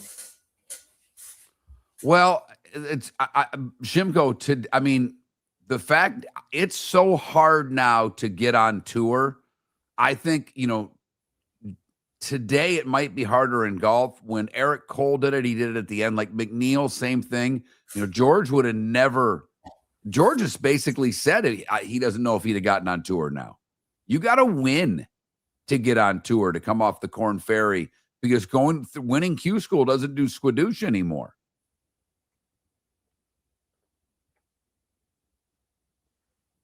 That's a great point, EB. Trent is not wearing it, but he's got a Michigan State shirt on. I've got one right here, but I took it off because I thought it looked better. It does. Trent not only wears a hat, but it's a Detroit Piston, Detroit Lion, or Michigan State shirt every day. Pretty much. And since, I wasn't really planning on doing the show today, I had to go up to my old room, my old childhood bedroom, and scrounge this bad boy up. So that's what we've got. That's what's available. Is that what you're wearing to lunch? No, I've got a better outfit for lunch, but fair question.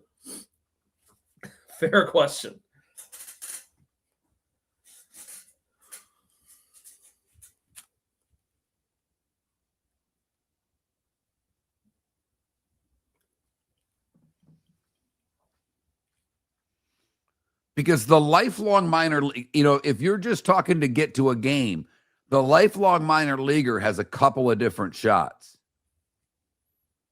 And, one of them is late in the season call-ups, obviously, but two, just if you're a AAA guy that's in, and someone gets hurt, you might get a game. I'm going to go Brazil, Adam. Germany. I don't. That's you know what? That's a tough one, Adam. U.S. It won't be the U.S., but I just hope they at least make it to the knockout rounds. Well, if they don't, we should end the program because their group is so easy. Yep. They were handed. This whole 48 teams is a joke. Oh, yeah. Totally. It might be worse than, I know no one cares about soccer, but this going to 48 is far worse than the NCAA tournament going to 76. Oh, you think so? Oh, yeah.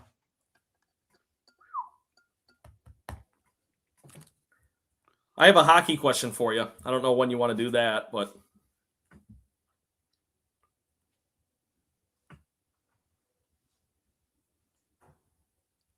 we can do that now. Okay.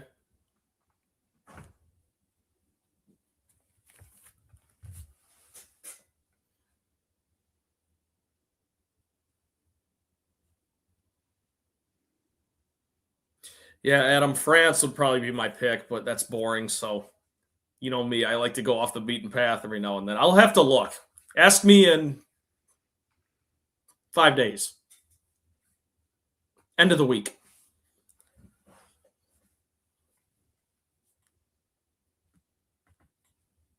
I will say the U.S. yesterday, Mark, they put in their third string goalie for the second half. Just 5 seconds. Okay. So.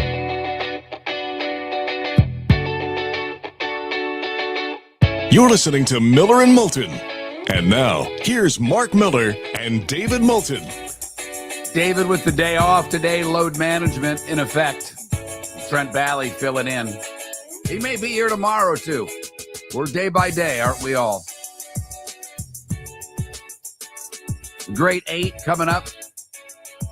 We'll talk both the NBA and Stanley Cup final during the 8 o'clock hour. Leigh Ellis will join us at 8 to talk some hoop. And John Forslund will join us at 8:38 to talk the Stanley Cup final. Right now, the Spurs are favored. About a 68% implied chance by the odds makers. They're minus 210, minus 220. The Knicks plus 170 to 180. I may bet the Knicks later today. Stanley Cup final, the Hurricanes are minus 150. So about a 60% chance. And the Golden Knights are plus 130. Would be a hell of a story because of the firing of Bruce Cassidy with 8 games left and John Tortorella getting the gig and taking his team to the final. Do you think you could get away with that in any other sport? Like, think about it, Mark. Literally any other sport. If an NFL team fired their coach in week 16 and ended up going to the Super Bowl, think about that. It's unheard of. Now, I know Torts is a hell of a coach, and he's a legend for a reason. He'll be in the Hall of Fame someday, probably, right? So I get it. Maybe it's a little different there. But from the standpoint of just when it happened, how it happened, and where they're at now, this is an incredible story in the NHL. You know, it's funny. We talked, late in the season because it was obvious Orlando was going to gas their coach. And the Magic were playing poorly, really right up until they won the play-in game, after, they looked lousy. Yeah. And we thought that they should have cut bait late in the season with their coach. Hockey's a different animal, but because there aren't a lot of systems in hockey, and the guys all pretty much know what the different systems are, and to adapt from one to the other or to keep the same system isn't that big of a deal. Hoop teams run very different offensive sets. Every coach has got his own style of how they run an offense. So I don't think, even though it's a similar number of games on the schedule, I don't think it's as easily done in hoop. And maybe if you just get a different voice and I think Vegas is playing the same system. So I think you could, maybe in basketball, but from a copycat league standpoint, if they win this, would an owner now be more, if he thinks, because that's the other side. Vegas was supposed to be a little better than they were. I don't know how much better, but they won their division. But remember, there's all kinds of teams that had more wins than Vegas that didn't even qualify for the playoffs. One of them, our beloved Red Wings. So it's amazing that they're doing what they are in the postseason just with a new voice. And the other ironic thing is both Cassidy and Tortorella are similar styles. They're a my way or highway type guys, but Torts is able to come in and be as loose as he can be because the guy before him was such a hard ass. Yeah, so, he got through. He punched through in a different way that it could be the ever slightest adjustment, and credit to him for getting that done. But Mark, I want to ask you this. I've got a question that I've been festering on this entire morning. Do you think, because I listen to you and David, religiously now, especially now that I'm not in the same time slot. And I know you guys have talked a little bit about the Vegas Knights and how young the franchise is, less than a decade old at this point. Have we ever seen anything like this in all of pro sports for this team? Just to get back to these finals, Mark, I mean, whether they win it or not, and they're not favored to do so, but whether they win it, just to get back and make this many runs for Lord Stanley. It's crazy, isn't it?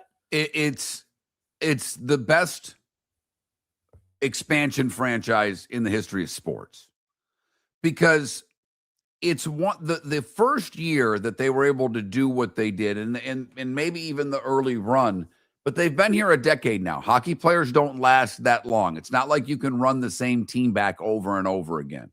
So it's one thing to get to a final early in your existence, which is crazy in its own right. They set the draft up very differently. The players that were exposed to Vegas was probably the best group of players, maybe since, when hockey expanded the first time and doubled and there were free agents out there, and then they put them all in one division. But there's been no one, not the Bucks and the Seahawks. They were much nicer to the Panthers and the Jags than they were the Bucks and the Seahawks, and both the Panthers and Jags had some early success. Baseball doesn't do it. Basketball has been brutal to expansion franchises. Yeah. And so, no, I think this is clearly the best expansion franchise ever. And I don't think it's close. I don't think there's anyone in their league. And I know the Blues went to 3 straight Stanley Cup finals when they doubled the size of the NHL, but they were in the same damn division. So I don't think it's ever going to, and I don't think owners were going to give teams the same opportunity that, when the NHL, this stupid expansion they're doing, which, by the way, speaking of expansion, just across a bridge here, there is a story that Bob Nightingale wrote a story. I don't know if it came out Friday or Saturday. I read it over the weekend. But Bob Nightingale is a pretty well-respected baseball writer. Oh, yeah. He talked to a lot of owners, current owners in Major League Baseball, who didn't give their name, and that's fine, but basically said, we're not really talking about expansion as much as that you think we are. And two, why should we? Why would the point that the owners made is that why would you expand to small markets in baseball when the big markets are already spending all this money on small markets with the revenue sharing that they do? It doesn't, you name the city that's coming in that's considered anything more than a mid-sized market. Nashville, Charlotte, Portland, Montreal. Mm-hmm. I mean, Orlando, Sacramento. Because of the way that the MLB is set up and the way that the financial situation is there, Mark, you're exactly right. It doesn't make sense to expand a whole lot as much as it would another league. We know the NFL, there's a salary cap, and a certain team is going to make X amount of dollars in a certain city, right? So the NFL could expand to 34, and they'd probably be happy with that, right? The MLB is in a unique situation with the way that there's no cap, and the rich teams just keep getting richer. So if you're expanding to a smaller market in theory, correct? Because there's no big markets that don't have teams right. like that. Not even in theory. In fact, I mean, Yeah. that they're now the owners would get a huge financial windfall right off the hop because you're talking $3-4 billion per franchise. That's split up among the owners. But what they would get from that versus the shared TV revenue, because they're going to get a new TV deal. Okay, so now the pot is being put from divided by 30 to divided by 32. If you look over the course of that ownership, it doesn't take long for that money you're giving away to equal what you're giving up in that one-time check. I worked in minor league sports. They loved expansion because the owners basically could sit there on their bottom line and say, well, we made money this year. Yeah, it's because you had 4 expansion franchises and you took in this money and it made your bottom line look better. Well, baseball doesn't need that. The union's all for it because what does it do? It's 52 new jobs. So it's a short-term gain for owners. Long-term, is it good for the sport? I mean, is baseball really going to grow that much because Portland and Nashville get franchises? If you know what I mean. No. The answer is no. And I guess, Mark, that's where we can kind of sit back as fans and as observers and sportscasters, and think, is less more? Do we need to add more teams? Usually the answer is no. Do we need to add more games to the playoff? Teams to the playoff? Usually the answer is no. Miller and Moulton. Talking a little hockey, a little baseball expansion. More coming up on the other side. Miller and Moulton. Your roof is your home's first line of defense. At Pelican Roofing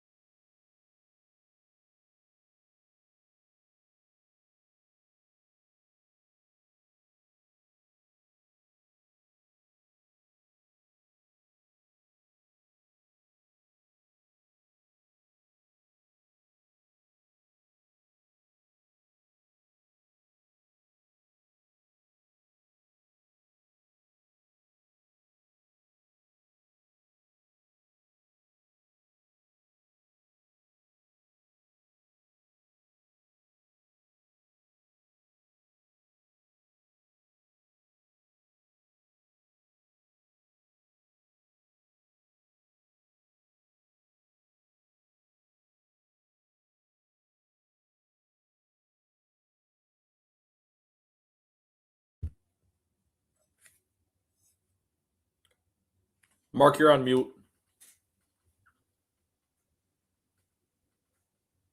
I never hit that button. That's weird. I could see you talking, but yeah. No, I know, and I can hear myself too, because like when I mute you, obviously it's out, and when I have a mute button on this board, and that's what I hit.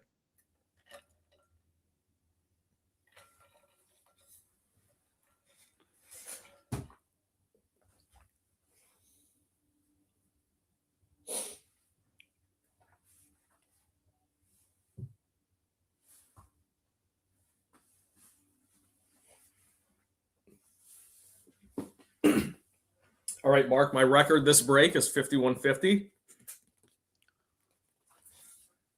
Love that album. I love Sammy Hagar. I know that's a hot take. Two different bands. It is two different bands, and I will say, as I've gotten older, I've appreciated the Van Hagar songs more. They're not Van Halen, but I like your take. It's just two different bands. Yeah, you just got to take it for what it is, you know.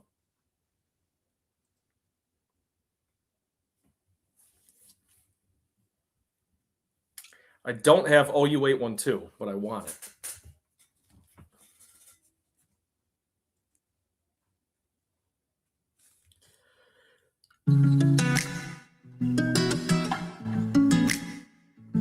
Welcome back to Miller and Moulton. Text the guys what's in your mind at 21,000. That's 21000. And now, here's David Moulton. Miller and Moulton. David with the day off. Trent filling in. Maybe for a little while. We'll see. That's about all I got for you on that front. Beginning of June. We've made it 5 months through 2026. And sports continues to deliver when the rest of the world may suck or may be great. It just depends on your perspective. It really does. But the sports world continues to deliver. But it is interesting, Trent. You know, you made a great point there that less is more. And we don't, you know, one of the things David and I have always said is that we don't go backward. And hockey's adding 4 games. That makes no sense to me. The NCAA tournament has gone to 76 teams. College football is inevitably going to 16 and then probably 24.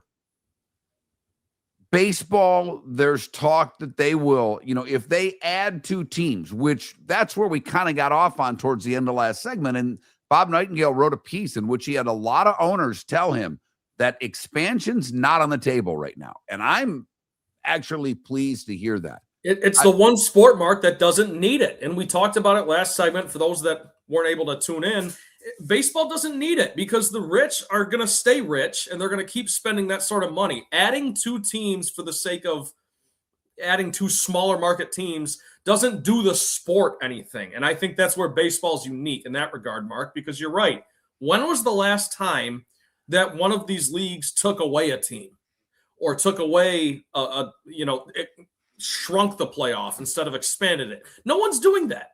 But I think sometimes we're at the point in sports where less might be more. Baseball, luckily, is keen to that a bit more than the other leagues are because they're able to, let's be honest. Well, here's a question for you. And I agree with everything you just said. And I'm kind of playing devil's advocate here.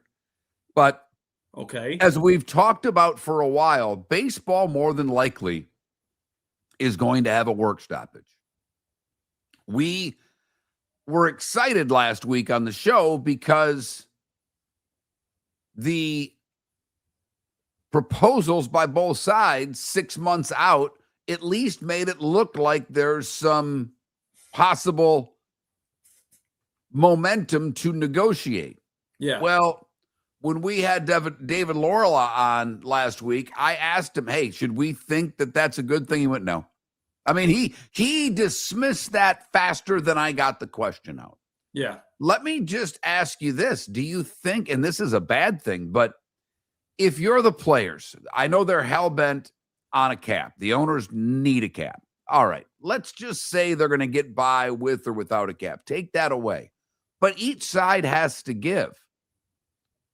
Do you think the players I don't know about demand is the right word. Which side do you think would be more for expansion? I think the players have far more to gain. It's 52 jobs. For sure. And when the base salary is going to go to around, $2 million, that's a lot of money in the collective pool. Yeah, well, and money talks, Mark. So I understand that's what's driving all of this is the money. But also there is the pride aspect of the LA Dodgers ownership wants to keep winning World Series. So adding more teams in theory kind of lessens the chance of that happening. And it's hurting them financially as well. It's a double whammy, if you will. I understand it's probably 95% money and 5% wanting to actually win for most of these owners. But I would guess the players would want more teams and the owners would not.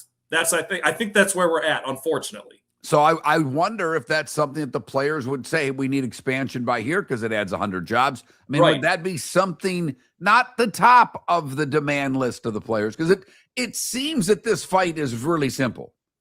The players says over our dead body for a cap, and Manfred's demanding a cap. I mean, that seems to be where this starts and ends. I mean, I've been in very few job negotiations because I've never really been in a position of options, because I've lived in a world where we've had basically clauses where we couldn't stay in the same market. So the one time that I did have an out, I took it. And the players seem to be taking theirs right now. And yes, it's millionaires against billionaires, and the billionaires continue to win. As you would think they would. And you don't have to like it, but at the end of the day, are we going to keep watching the sport? Yes, we are. And I guess that is the bottom line. That's all these owners care about is the money aspect. And okay, so it was put in the chat room that 2 new markets means more viewers. How many? I mean, realistically, how many more viewers?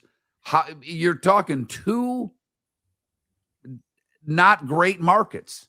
I mean, but that's Mark. That is exactly where the players are going to want the expansion more than the owners are, because you're exactly right about that. The viewership and the revenue, as far as like if they add a team to Nashville or they add a team to Sacramento, is that going to do the league and the owners more favors than it would the players? Absolutely not. I don't think the owners are in a position where they're hurting for money and want to expand this league for money purposes. Well, and here, Nashville, it's the 25th largest market in our country. So it's a mid-sized market. It's not there obviously are no top 10 markets that have teams.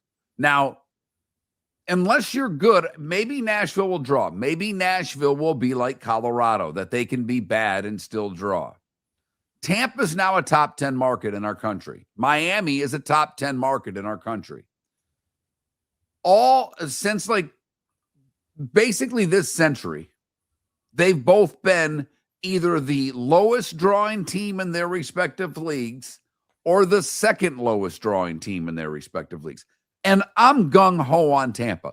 There's not anybody that lives outside of the city of Tampa that is more pro-Tampa than I am. I am all for everything that city's doing. I hope to goodness that they build this ballpark over in the Dale Mayberry section, do something like Atlanta, make it a destination, put the housing in, do all the things necessary to add to that. Because I've been a proponent of it going to Tampa for a long time. And the other side of it is, having been there, it's a way to get the suburban Tampa person to games. It's too far to go to St. Pete. It just is. And honestly, Miami has that problem too with football, with the Dolphins specifically, and sometimes the Hurricanes as well. But that's a different discussion. I think the point you're making, Mark, and I think it's a good one, is market size does not necessarily equal revenue. It just doesn't. Because with market size comes, there's more things to do. There's more. That's why when you see an Oklahoma City Thunder, not to bring it back to the NBA, but a market like that where that's all they have, you see how rabid those fans are. You see how much fun they're having and how much they're spending on games. You don't necessarily get that with Tampa, specifically, Mark, like you said, when you put the stadium and the ballpark 30 minutes out of the way. It's just not the smartest business model, in my opinion. And I made this point last segment. I'm going to say it again because people seem to think that the owners are going to get expansion fees and that will outweigh everything. Are you sure? Because there's a new TV deal coming from baseball. The expansion fees are going to be, let's just use, even if they get $5 billion a team, which I don't think they will. The talk is $3 or $4 billion. You're going to get $8 billion, even if you say 10. But at $8 billion, that's around $267 million per team. There you go. How long does it take with a new TV deal to get that same amount of money per team? If the deal's $4 billion, they get half of that over the time of it. But instead, they'd be dividing it by 2 more teams. They'll get their money, just not short term. Yeah. It's a short-term expansion money is a short-term solution. And right now, by what Bob Nightingale said in his article, expansion's not on the table the way people think that it is. And you've got Sacramento, Portland, Orlando, Nashville, Montreal, all lining up to say they want a team. Baseball's not as keen on it as people might think. That was the point of Bob's article. And the other whole thing here is the TV revenue. You said it. We're living in an era where that's not what it used to be, to put it lightly. Correct? Well, not the local money isn't, the national money is. Yes, and that's where the streaming and all that comes into play. But my point is simply, is it smart to, like you said, if they expand, that's a short-term solution. So it's quick money. It's get rich quick. Like, who wouldn't want that, right? But these owners are business people, and they've been through this song and dance, a lot of them, for decades. And they understand that might not be the smartest way to go for the sport in general. And look, I thought expansion was a done deal. And after reading Bob Nightingale's article, it doesn't seem that it's, and this was owners talking. This isn't Bob just writing an opinion piece. This was Bob Nightingale talking to owners who say expansion's not even being talked about at meetings right now. They've got a bigger problem. They got to get through this labor dispute. Will they get to 32? Probably at some point. But until they get what they want, and that's labor piece, and that's going to require the owners who want a salary cap or some that may not.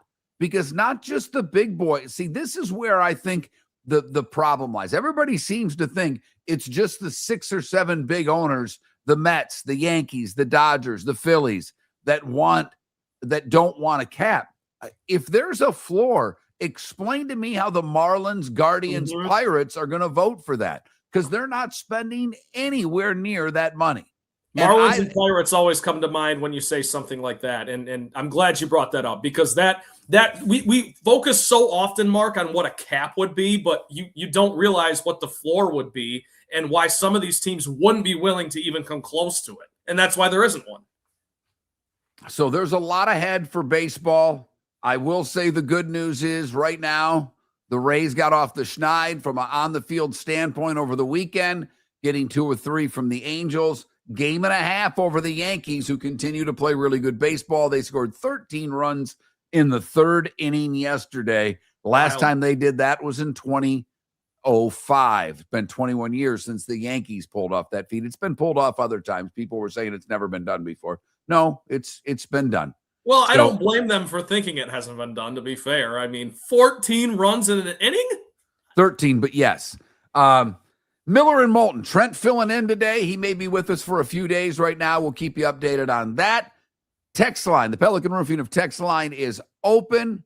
21,000 is the number. The keyword is Miller if you've never texted the show before.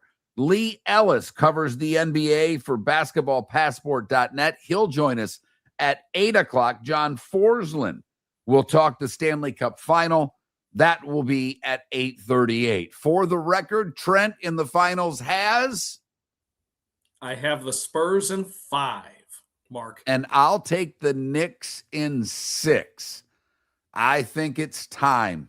I think it's time for the New York fan to get their title. We will see. I think it's time for Victor Wembanyama to firmly cement himself as the best player in the world. And I think he's well on his way to do that. And I just think that Spurs defense, Mark, both of these teams, it's a great matchup because they're both very complete teams. I'm excited to see this matchup. Well, you bring up a great point, and I am excited to talk to Leigh about this, because the Knicks, up until Cleveland, hadn't played teams that I thought were very good defensively. Fair point. Cleveland is I think, an above average defensive team, but the Knicks had they're scoring on everyone. And can that Spurs defense and Brunson, who likes to drive, and Brunson's so creative, you're dealing with 7-4. But the depth of the Knicks I like.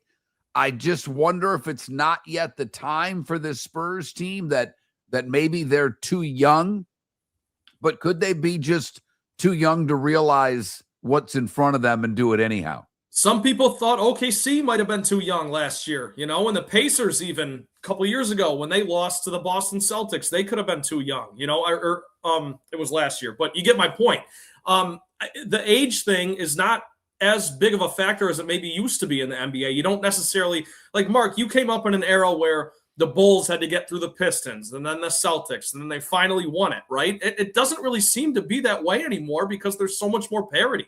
And I just think you're right about the Knicks. The flip side of them getting through these series because they haven't played a great defense yet and they're sweeping teams, the flip side is, well, now you're going to get hit in the face with something that you maybe haven't dealt with this whole playoffs yet. Should be. I hope we get a fantastic series, because despite the fact that the Thunder and the Spurs went 7, it was bookended with fabulous games. Game 1's an all-time playoff game. Game 7 was really good. Yep. Everything in the middle were flat-out blowouts. So, it's a 7-game series, and we get excited about that, but there wasn't much to be had in the 7. And we'll see on the hockey side. Carolina looks to be damn near unbeatable right now, but Vegas wasn't supposed to be here. We'll see what they do. Leigh Ellis, John Forslund next hour to talk about both finals. The NBA final, that gets going on Wednesday. The Stanley Cup final on Tuesday. We're Miller and Moulton. Trent Bally filling in for David. Thanks for listening. Mark Miller for Sleep Treatment Direct. They are helping me with sleep apnea. And by helping me, I mean curing me. No more CPAP machine. No more snoring. No more tossing. No more waking up exhausted. Their expert team got me the right treatment, fast and hassle-free. If you want to feel energized and get rid of your snoring, call Sleep Treatment Direct today. 444-1741. That's 239-444-1741. Sleep Treatment Direct. Sleep safe and sound. The Cape Coral Police Department is growing, and they want you to be a part of it. They're hiring new officers. Starting pay is between $74,000 and $90,000, depending on your experience. And with a $10,000 hiring bonus, you could be making $100,000. Enjoy paid holidays, off-duty details, plenty of OT opportunities. They're also hiring dispatchers and professional staff.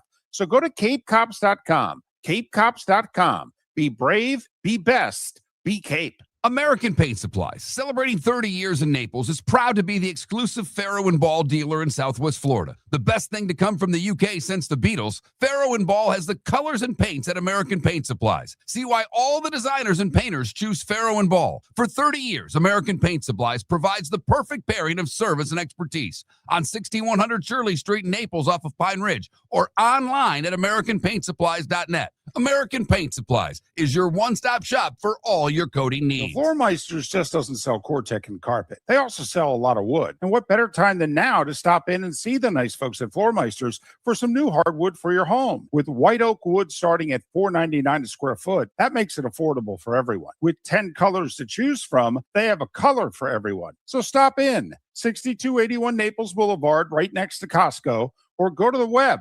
It's floormeisters.com. Floormeisters.com. Floormeisters, just keeping it real. Your roof is your home's first line of defense. At Pelican Roofing of Florida, Ronnie, John, and their team bring years of experience to protect what matters most, your family and your business. From residential repairs to large-scale commercial roofing, we deliver honest work, fair pricing, and quality you can trust. An upgrade on your roof can lower your insurance costs. Don't wait for a leak to turn into a disaster. Call the experts at Pelican Roofing today. 1-866-9-PELICAN. That's 1-866-9-PELICAN. Online at PelicanRoofingCompany.com. CCC 1332512. No!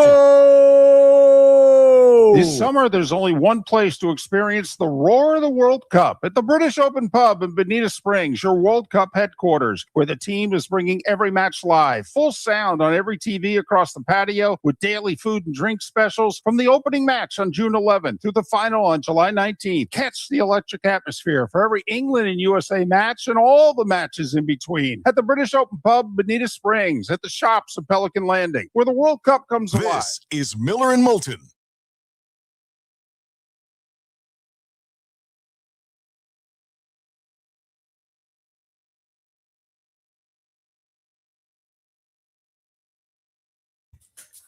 I just realized I was muted, but Kiss Love Gun, that is This Breaks vinyl.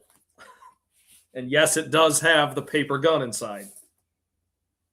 I don't know where. Here it is. It's fun.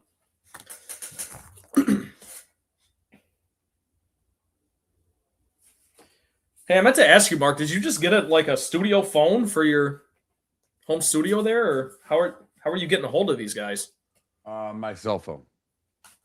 You call them on your cell phone and... Yeah, it's Bluetooth. It's got Bluetooth onto the board. Okay, that's nice. Yes, it is. Convenient for sure.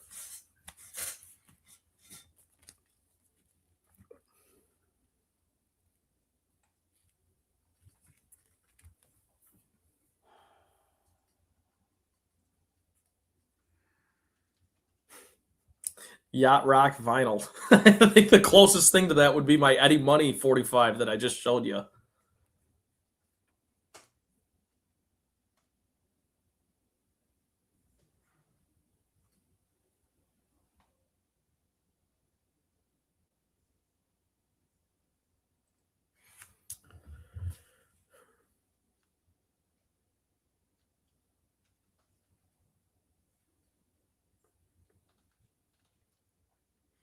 Feel like I should have a giant bowl of cereal in front of me right now in honor of David.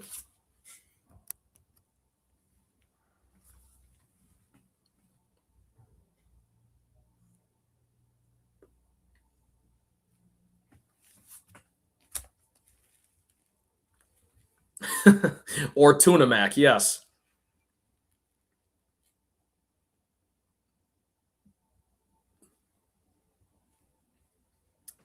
No Doobie Brothers. I think the closest thing, Adam, would be Chicago. I have a Chicago record that my mom got me for Christmas.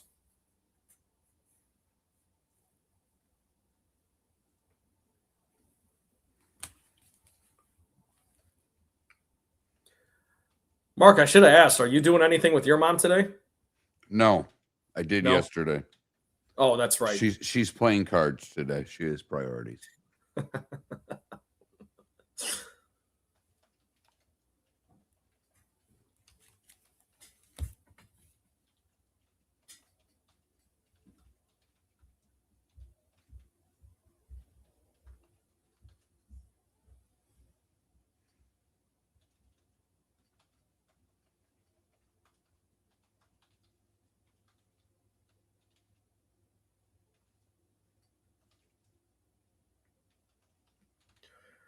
This hour is going to fly right by. All right, let me call this cat. 2 guests.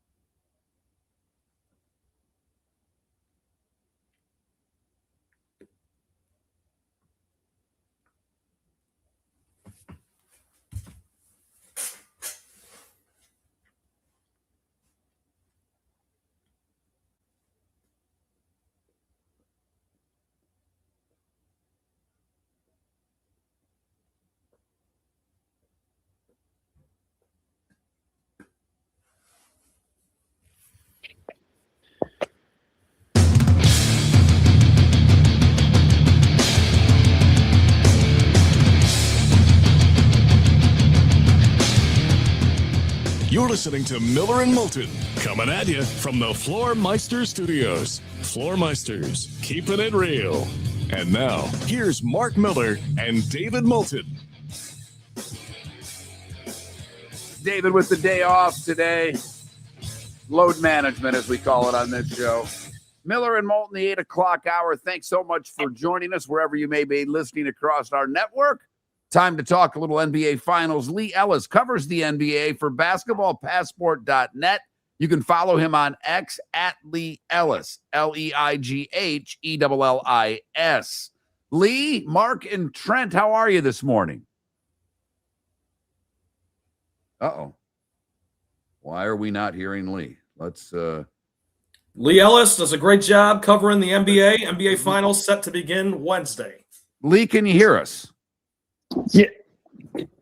Hello. There we go. Now I got you. Good morning, Leigh. How are you? Trent, I'm going to let you. Yeah, I got you. NBA Finals tip-off Wednesday, Game 1. Little bit of a layoff for the Knicks. The New York Knicks notoriously throughout the season, or throughout the postseason, I should say, kind of on a historic run, scoring a lot of points, blowing teams out with their defense, doing their thing, and a couple of sweeps, had a lot of rest. So the rest versus rust argument doesn't necessarily support the San Antonio Spurs, but what better example than the Spurs going to a Game 7 and the Knicks sweeping in the conference finals? Leigh, can you hear us now? Yes, I've got you guys. How you All right. doing? Sorry about that. Doing great. I don't know what happened there, but we've got you, and that's a good thing. As Trent just said, we've got another rest versus rust series. It affected the Knicks for 3 quarters, and then they were back to being the Knicks in that fourth quarter against the Cavs. Is this the best? It seems to be. I mean, the first 2 series, not a lot of defense against the Knicks. The Cavs, I thought, could play defense. This is the best defensive team the Knicks will have played so far. How will that affect New York? Well, yeah, it's going to be a lot tougher, I think, for them because they've got so many more versatile bodies they can throw at Jalen Brunson, and I think that's the key here. You can put Vassell on him or Castle, some of those young guys. Even De'Aaron Fox, not quite as young, not quite as good a defender, but mainly to the point that Jalen Brunson won't have one possession where he won't have someone really just hounding him, and I think that's going to be the key to slowing down the Knicks because Brunson has been unbelievable, not just this season, but for the last couple of seasons.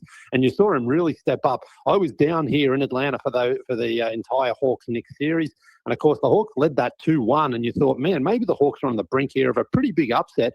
But then Jalen Brunson and the rest of the Knicks teams really put their foot on the gas from then until now. They haven't lost. They've rattled off 11 straight. And to get themselves into this position is exactly, you guys talked about rest versus rust. I think this both works for both teams right now. The Knicks are a little bit older. A little bit of extra rest gives them a chance to get their bodies right. OG Anunoby, we know, had a hamstring injury in the last series. He's had plenty of time now to recover, so they'll be ready to go. But when you're the Spurs, you don't need as much rest when you're a younger team. So overall, I think this is going to work in both of their favors. It's going to come down now to who executes better. And it's a fascinating series because the Spurs seem a little bit ahead of schedule, but the Knicks also seem like they've been building up to this for the last 2 or 3 seasons, and now is their time. So we'll find out. It's going to be incredible. I just can't wait for it to get started. Leigh, thank you for joining us this morning. I'm really excited for this series. I don't think there's any debate who the best player in the series is. It's Victor Wembanyama. But could I argue the next 3 or 4 play for New York? What can you say about the depth of the Knicks? Oh, absolutely. And as I mentioned, like the Knicks, you go back a couple of seasons when they lose a Game 7 at home to the Indiana Pacers in the conference finals, and they were beaten up. A lot of those guys, Brunson left that game early. They were injured. Then last season, they get to that point where they had home court advantage against the Pacers again and kind of blew it in that first game. I think that carried over for the rest of the series. But overall, if you look at the way Karl Anthony Towns has played in these playoffs in particular, his scoring is down a little bit, but look what else he's doing. Look how he's controlling the game and look how he's being a better distributor. He's understanding how to play the game a lot better. This is a guy who spent so much of his career in Minnesota where he only made the playoffs once, and now he's in a position where he's mature, he's ready to go. He understands the assignment. And to be in New York, we've seen over the last decades, a lot of guys who have gone to New York and played for the Knicks, and they can't handle the pressure. They can't handle the expectations. Whereas Karl Anthony Towns came probably at the right stage of his career where he was really in control of everything that he was doing as far as his game is going. And now he's executing to perfection out there on the floor. But again, I think you're right. I think Wembanyama individually is the best player. But then I think Brunson, Towns, and then OG, and maybe even Bridges as well from the last series he had against Cleveland are the next best players overall. So it's fascinating. I think that, the Spurs actually also having home court advantage, or certainly obviously for games 1 and 2. I think this is okay for the Knicks. And again, the reason I say that is because I was in the building last year against the Pacers when all the expectations were on the Knicks to win that game and then, of course, win the series and make the finals. And they couldn't do that. And that game 1 really did impact the way that the Knicks came out in game 2, and they also lost that one. So I think for the Knicks, they're a little bit more experienced, this team. The Spurs now have all the expectations. They're coming off a great series win, of course, but I actually think this is okay for the Knicks to not have home court advantage, because I think they steal one of these first 2 games. They really set themselves up for a chance to win the series at home in game 6. All right, you mentioned Cat, and then Karl Anthony Towns, he does something that not a lot of other bigs do. He can stretch the floor a little bit. He can shoot threes. So when you look at defending him, is Wemby going to guard him? Is he going to bring Wemby out from the basket? Because they've kind of changed their offense where it's running a little more through him. So what changes defensively does that mean for San Antonio? Yeah, that's going to be a really interesting question. I certainly think that Wemby spends some time on him, but not the entire game on him. But when he is not on him, that's when I really think that Towns has to go to work, because Luke Cornett, he's one of those solid defenders, but of course he's not going to be able to slow Cat down. And Cat's got so much variety to his game, and that's going to be the key there. So let's say Wembanyama comes out and defends him on the 3-point line. Well, that's okay. Towns can go inside. He can put the ball on the floor and he can attack, or he can distribute. And you get guys again like OG who can slash into the paint, hit him cutting backdoor, get Bridges doing the same thing. Just taking a lot of that offensive heat off Brunson having to do it all is where I think the Knicks are going to be at an advantage. And Towns has shown that in these last couple of series, because, look, we've all criticised Karl Anthony Towns throughout his career for not being maybe as aggressive as he needs to be at times, but he's found a way to be aggressive without necessarily needing to bully his way into the paint. He can make those great passes, and he can hit that little mid-ranger, and as you mentioned, he still has that 3-pointer in his bag there. So he's got so much variety to his game, and it's going to be interesting to see just how the Spurs do mix up their defensive coverage on him, because, as I say, Cornette can't stop him at all. That's going to be barbecue chicken there for Towns. But Wemby's versatility, his speed, his length, that's where Wemby is very good. But again, Wemby, we know he's very mature beyond his years, but he is only 22. He can get into a little bit of foul trouble, and maybe again that's another area that the Knicks look to try to take advantage of that matchup. He's Leigh Ellis, covers the NBA for basketballpassport.net. Follow him on X at Leigh Ellis. It's LEIGHELLIS. Leigh, I've got to ask you, as a youth basketball coach myself, I kind of geek out and nerd out on coaching matchups too. And I think you've got something unique here with Mike Brown, who's the seasoned guy, and you've got Mitch Johnson, who I can't say enough good things about, overcoming all what the Spurs have overcome all season and really skyrocketing to this point in the season. Which coach would you rather have, and who do you think's the better coach at this point in their careers? Well, I think Mike Brown deserves the respect for being the better coach, simply because he's been around for so long, and he's coached in Cleveland when he had LeBron. He coached in Los Angeles for the Lakers. He was an assistant there with Steve Kerr and the Golden State Warriors. So he's done his time. He's won his championships. And again, he came into this situation last season, if you remember. The Knicks fired Tom Thibodeau, and they clearly didn't have a succession plan. They basically asked every other coach in the league if they could have permission to ask that coach for an interview, and all the teams said no. And Mike Brown, who was on the scrap heap after being fired from the Sacramento Kings, kind of stumbled into that role. Now, a lot of guys maybe feel, hey, that was disrespectful for the fact that I was like their 10th choice. But instead, like a true pro, Mike Brown went in there And not only has he delivered, he's got this team further than anyone else has been able to take them for 25, 26 years now. So I think Mike Brown deserves so much credit and respect. And again, I'll go back to this Hawks-Knicks series. I was in that locker room after the CJ McCollum jumper that put the Hawks up 2-1. Mike Brown, there was no panic in his voice. There was no concern, even though already there was rumors, flying around the New York media like he'll be fired if he can't get out of this first round. But he kept his composure and he's rattled off 11 straight wins. So I have a lot of respect for what Mike Brown has done, considering the market, considering the expectations. James Dolan's been courtside at every game. So, Mike Brown knows there's a target on his back, and anything short of at least making the finals here was not going to be good enough. And now he's in a position where, honestly, I know that the betting markets have the San Antonio Spurs as the favorite, but I just feel right now that the Knicks, things are set up really, really well for them. They're rested. They're playing well. They understand, that they've built up to this moment. And again, as I say, there's a little bit more pressure here on the Spurs to make sure they hold these first two games. And that's a real opportunity for the Knicks. Mitch Johnson, fantastic. I mean, what can you say? He's done an incredible job since sort of taking over there from Greg Popovich. And the fact is, if you go back to the Minnesota series, when the Timberwolves won their second game and Greg Popovich went in and said, listen, you're doing it all wrong, do this. And then the Spurs went out and rattled off that series and now find themselves in the final. So Mitch Johnson, a younger guy, less experienced, but certainly someone who understands that he has to learn from the best and then go out there and don't try to overthink it too much. You've got Victor Wembanyama, make everything go through him. But the Spurs are also so much more than just Wembanyama. They've got a lot of young players. They've drafted well over these last few years. And Mitch Johnson seems to have them all on the same page. So that's a remarkable achievement for a young guy to earn that respect already within that locker room, and a fantastic effort he's done. But to answer your question, I think Mike Brown is the better coach, but that's just an opinion. There's no, of course, science to prove that. It's just from what I've seen over the years of what Mike Brown has done with the jobs that he's had and the players that he's had. All right, we're running up on a break, so I'm going to ask you one final quick one. It sounded like you like the Knicks in this series. We're split between the two of us on this show. Give us your pick for the finals, Leigh. Yeah, I'm going Knicks in 6. I've seen enough, and I don't think I was ever going to say that in my lifetime, that the Knicks are the team to beat in the finals. But they are just a different team than what we've seen. They've been engulfed with chaos in the past. Right now, this is a team that's been together. They've learned how to win. They've been through the trenches a couple of times.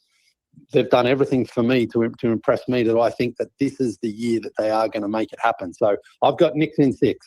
He's Leigh Ellis, covers the NBA for basketballpassport.net. Follow him on X, Leigh Ellis, LeighEllis. Leigh, thanks so much for doing this morning. Really appreciate it. Anytime, guys. Thanks for having me. Leigh Ellis on Miller and Moulton.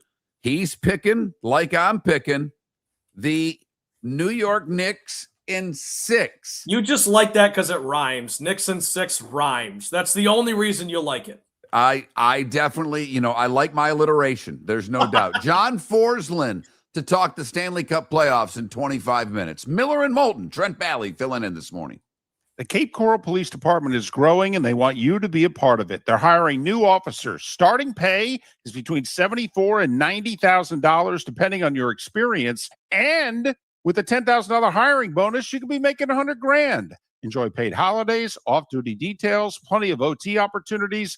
They're also hiring dispatchers and professional staff. So go to capecops.com. Capecops.com. Be brave, be best, be Cape. Your roof is your home's first line of defense. At Pelican Roofing of Florida, Ronnie John and their team bring years of experience to protect what matters most, your family and your business. From residential repairs to large-scale commercial roofing, we deliver honest work, fair pricing, and quality you can trust. An upgrade on your roof can lower your insurance costs. Don't wait for a leak to turn into a disaster. Call the experts at Pelican Roofing today. 1-866-9-PELICAN. That's 1-866-9-PELICAN. Online at PelicanRoofingCompany.com. CCC 1332512. Floor Meisters just doesn't sell Cortec and carpet. They also sell a lot of wood. And what better time than now to stop in and see the nice folks at Floor Meisters for some new hardwood for your home. With white oak wood starting at $4.99 a square foot, that makes it affordable for everyone. With 10 colors to choose from, they have a color for everyone. So stop in. 6281 Naples Boulevard, right next to Costco, or go to the web. It's floormeisters.com. Floormeisters.com. Floormeisters, just keeping it real. American Paint Supplies, for nearly 30 years, is your one-stop shop for all your coating needs. If you are a designer, a contractor, a professional painter, or a weekend warrior, American Paint Supplies is the place where experts go to get expert solutions. At 6100 Shirley Street in Naples off of Pine Ridge, American Paint Supplies delivers the best solutions with the best products with the best support. Meet Gene and his team today at American Paint Supplies. Call 239-566-2700. That's 566-2700 or online at AmericanPaintSupplies.net. This is Miller and Moulton.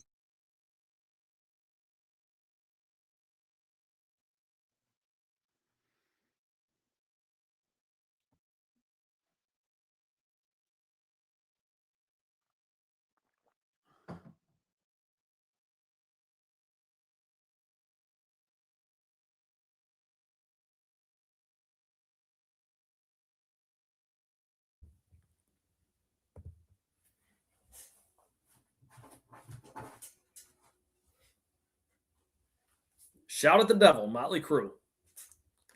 Probably my favorite album of all time. It's up there.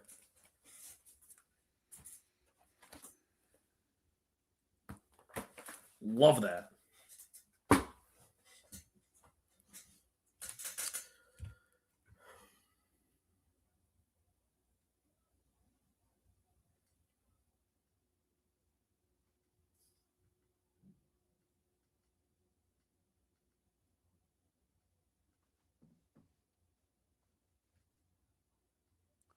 Trent has several albums. He's been showing off his vinyl the entire show. One per break. Vinyl's made a huge comeback, Puck. If you're into music, you're into... In fact, I believe last year vinyl sold more than CDs for the first time in forever. Might be the last 2 years, but certainly last year.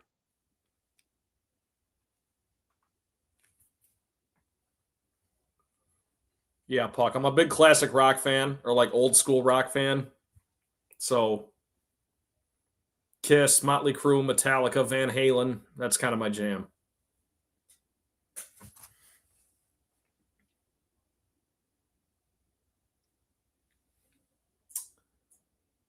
But my brother's a professional musician in Nashville, so I love country. I love all of it.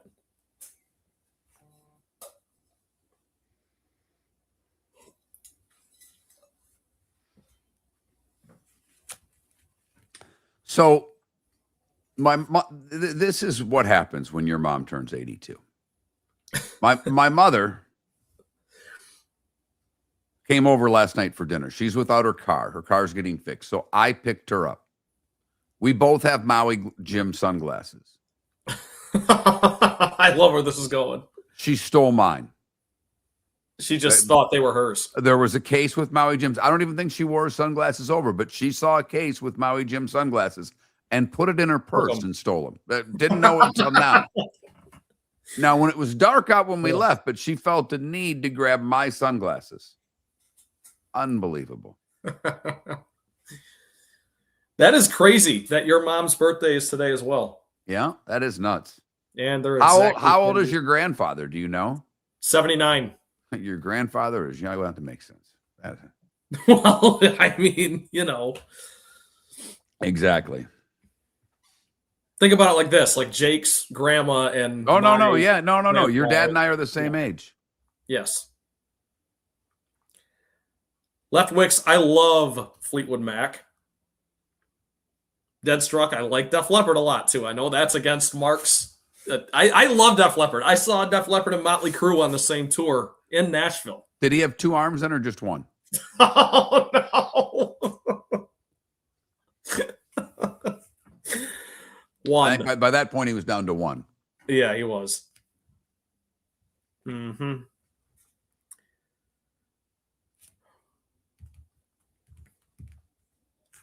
By the way, I don't know who made the Yacht Rock question, but Yacht Rock's gone to hell.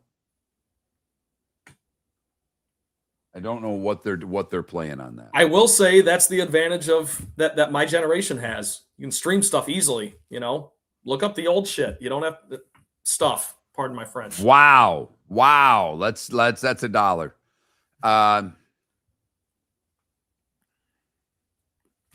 What has 9 arms and sucks? I've heard that joke before. Def Leppard. Yeah, right. Odd number of arms. Ha ha.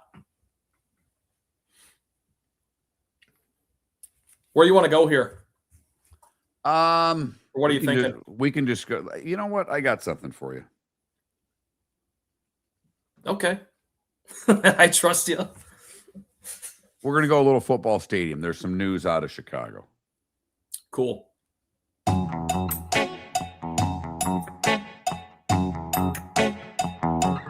You're listening to Miller and Moulton. And now, here's Mark Miller and David Moulton. Miller and Moulton. John Forslund coming up in about 10 minutes time. Well, about 17 minutes time to be exact.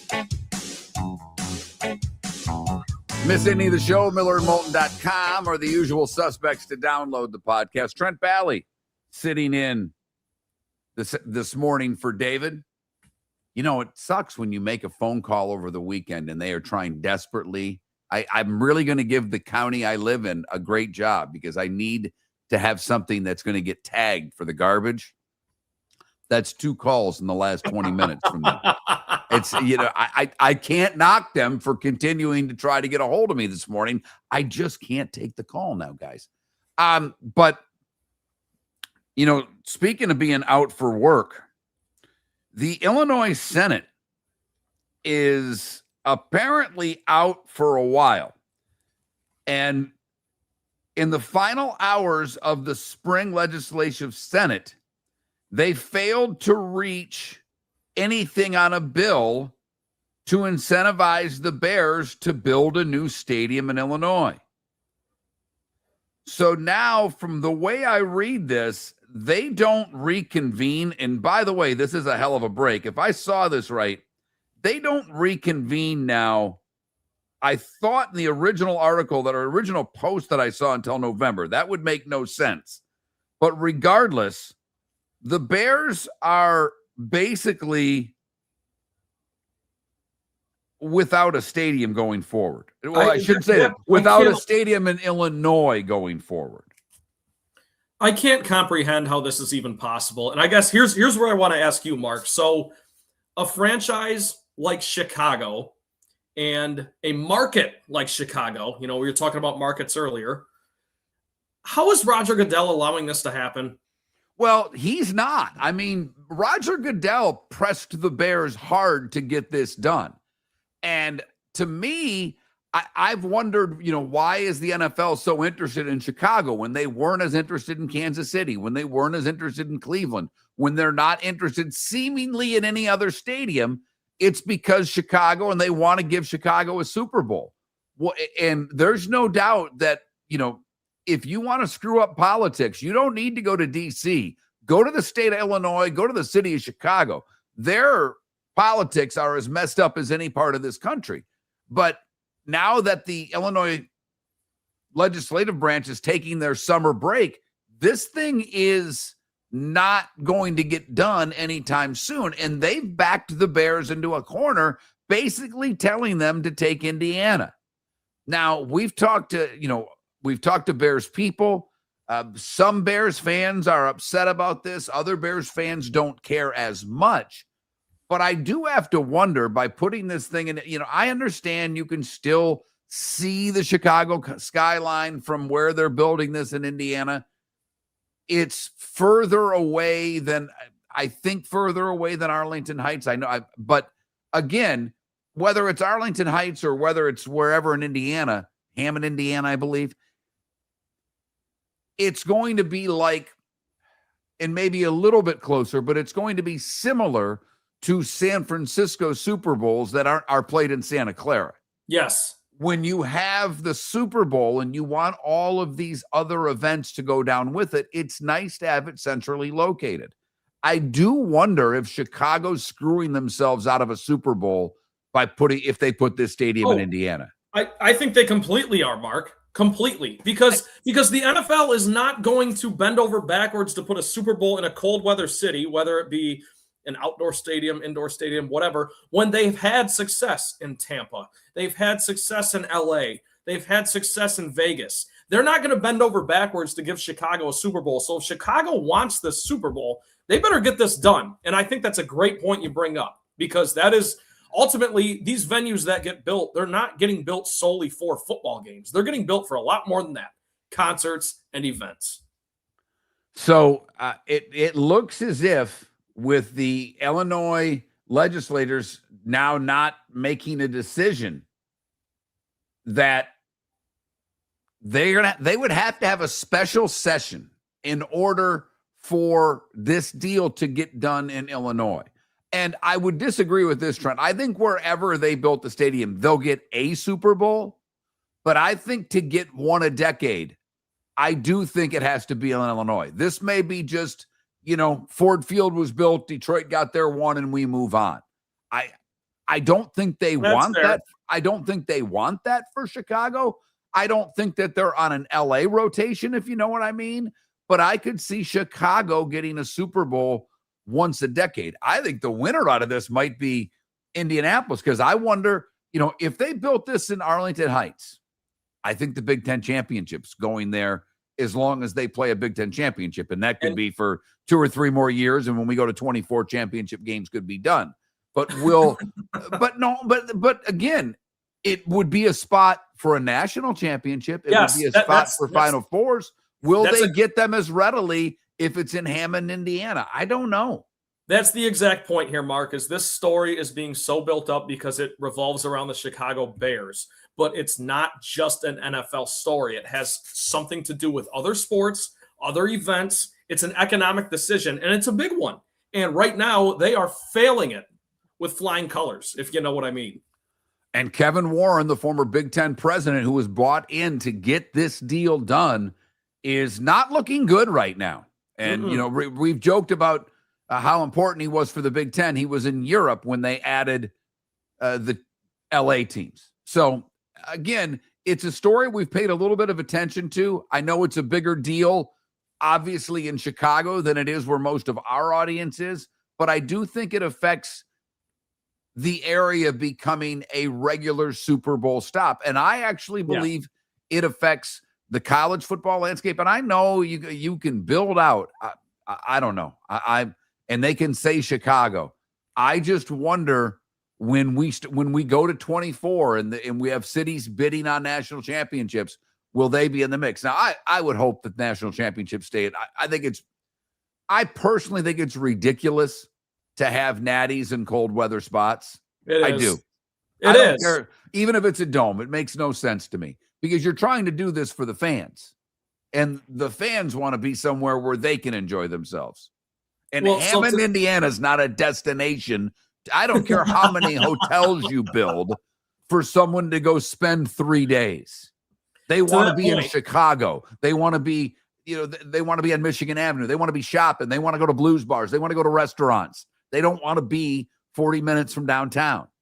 So to that point, Mark, if you're going to do Chicago, it has to be Chicago. So I would raise you this question. What's a better Super Bowl site right now? Would it be Hammond, Indiana, or Tampa? There's no question, right? I hate to break it to you. Until they refurbish the stadium in Tampa, it's going to be a dome stadium. It seems to me that I think Tampa should be getting more Super Bowls. I think what they've done downtown is incredible. It's far better than the last Super Bowl that was attended by everyone, because the COVID Super Bowl doesn't count. I mean, tickets were given to first responders. And I know, having been at Moffitt, a lot of those folks were able to go to the Super Bowl. That's not what a Super Bowl normally is, because of travel restrictions that we had at that time in our country. But Tampa is not on the rotation. I mean, Santa Clara seems to be, LA is, how long before Dallas gets another one? Miami seems like they have to do things to get on the Super Bowl list.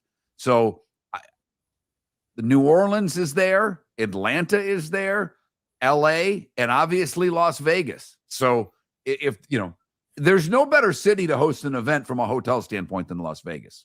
They know how to do it.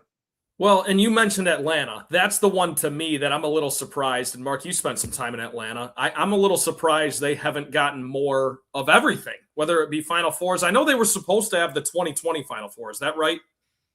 The one that got canceled. Yeah, I think you're right. I'm off there. You're better at where these things are because, well, you buy books and memorize them, for crying out loud.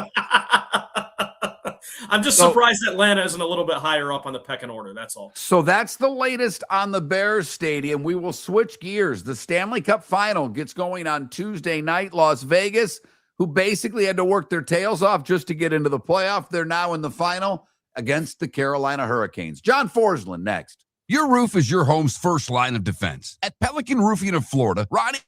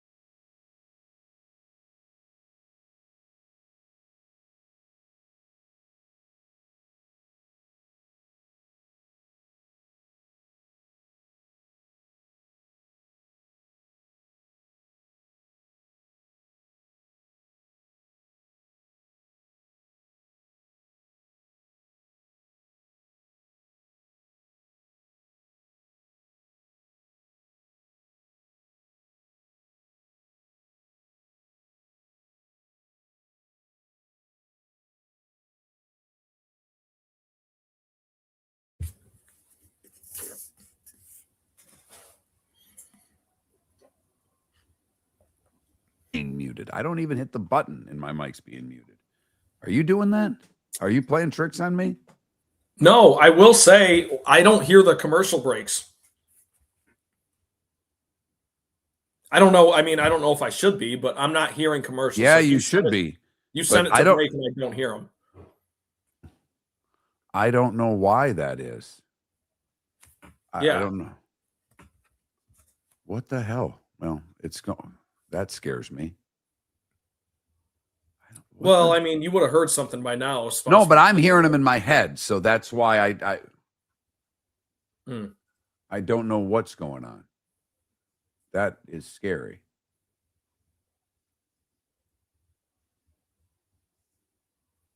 Because I'm hearing it in the headsets. It's because this is getting, well, it's still going out over Comrex, I think. Oh, it's not really an age thing, Red Dog. It's somehow my mic is getting muted and I don't mute my mic. It's not an age and when Trent's muting his, somehow it's muting mine. That's the problem, but thank you.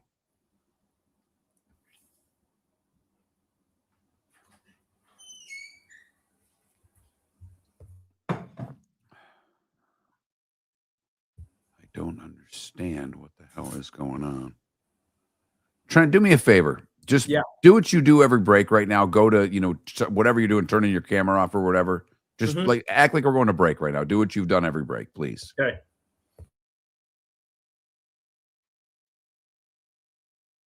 I don't get it. All right. You can come back on. All right. But I've noticed now, I don't know. This is really strange.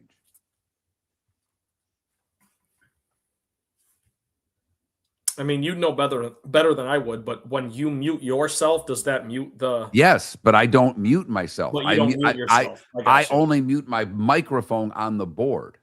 And Dead Air in Fort Myers, I can't. We're past my break, so I don't know why it's like that. Well, see, I hit, that's their issue. But I hit mute for me.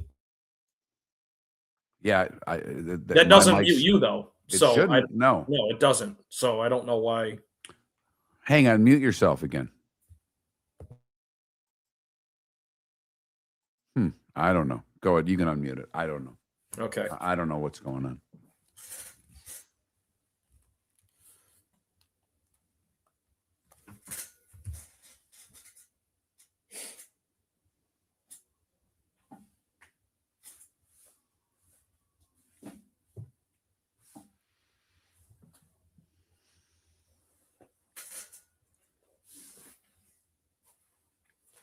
Heart of Stone by Cher. Love this album.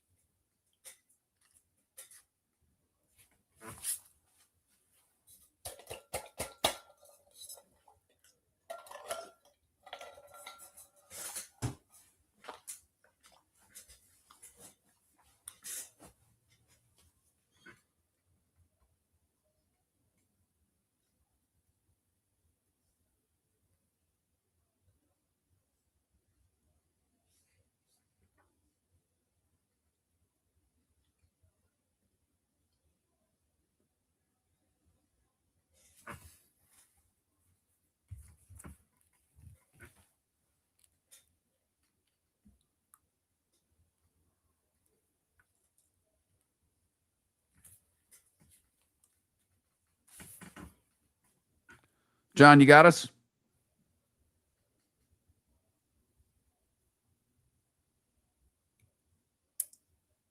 John, you got us?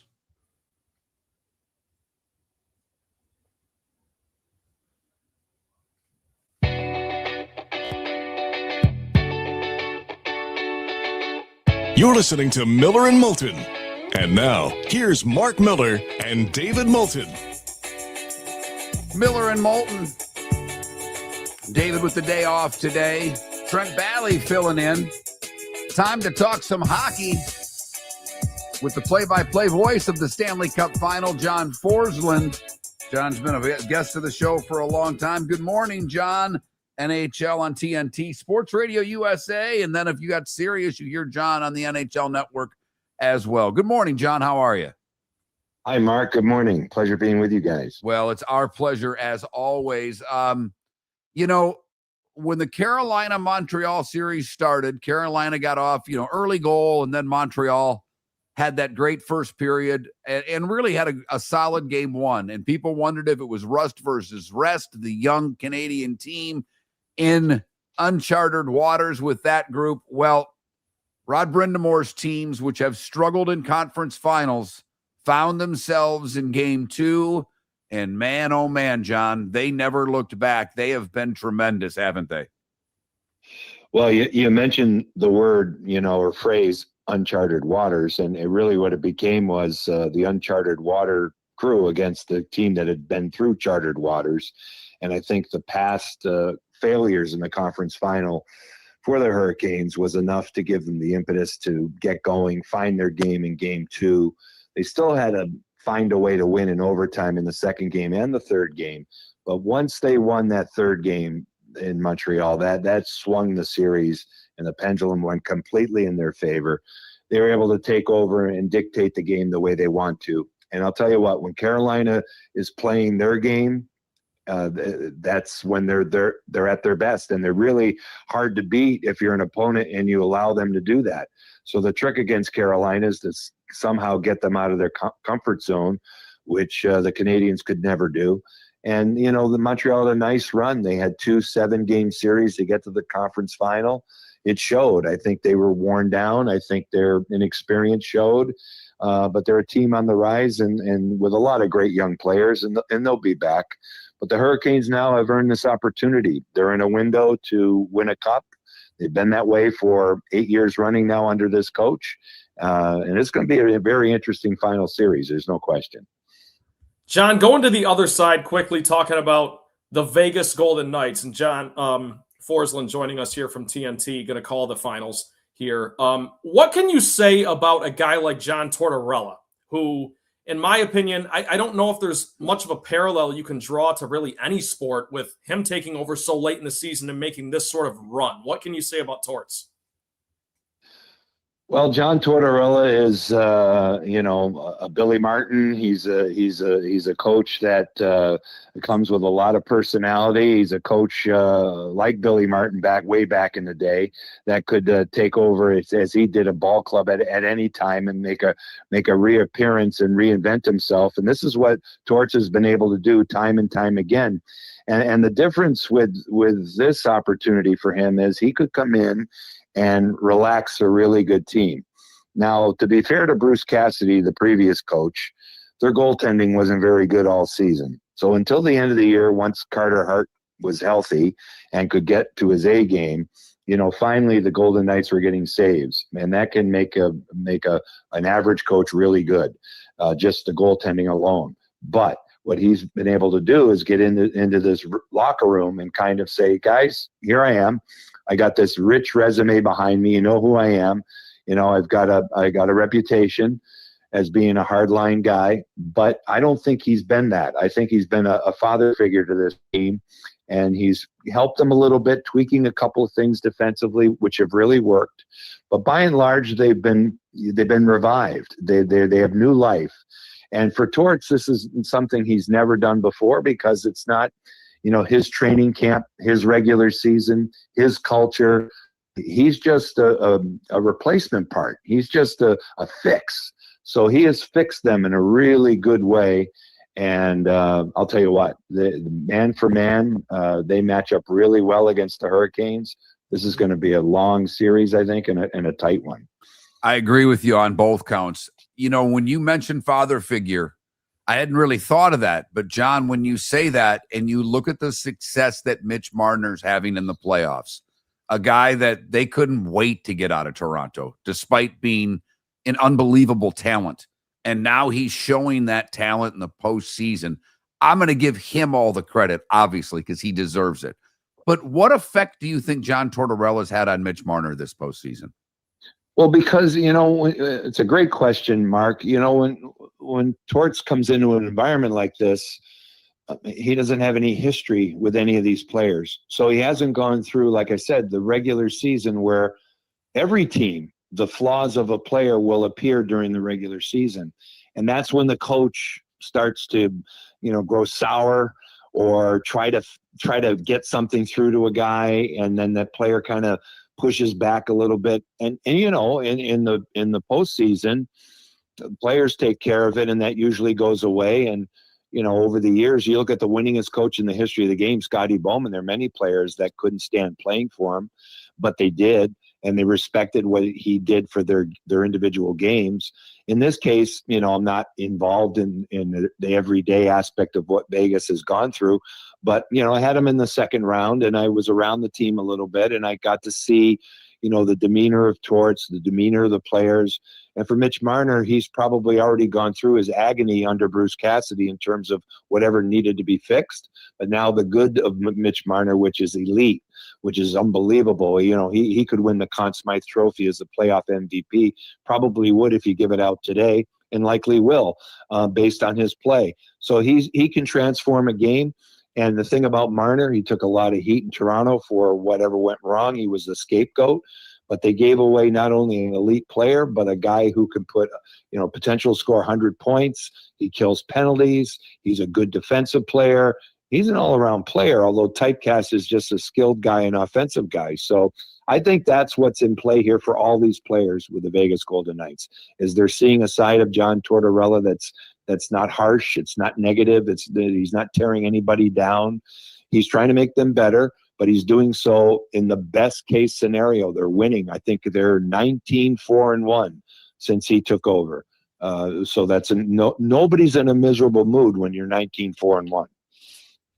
John Forslund, as good as it gets when we're talking hockey. John, I want to ask you, with this finals, what would be the biggest storylines that you'd look for? If you're trying to sell somebody who might not follow hockey super closely, how would you sell them on this is a series you really got to tune into? Well, I think this series it depicts today's game. I mean, today's game has morphed into this game of incredible pace. So I think that's the first thing that's going to jump out. The game's going to be played at a high rate of speed. That's the way Carolina likes to play. They like to check forward, as they say. They like to, work their game in all three zones of the ice. Vegas is going to bring a ton of high-end talent, Olympic talent. You got a gold medal winner and Jack Eichel, Noah Hannafin. You've got others like Mark Stone and Mitch Marner who are on Team Canada. You've got Carter Hart in goal. It's a very controversial situation, him coming off some legal issues in his past and kind of repairing his career. And, a lot of people are going to look at Vegas as like the dark bad guys of the National Hockey League, a little bit like the Oakland Raiders back in the day. Just win, baby. You look at Vegas, and this is 9 years, and this is their third appearance in the Stanley Cup final. They're going for their second cup. I mean, it's incredible in a short period of time what they've been able to do, but they have pushed the envelope with trades, big trades.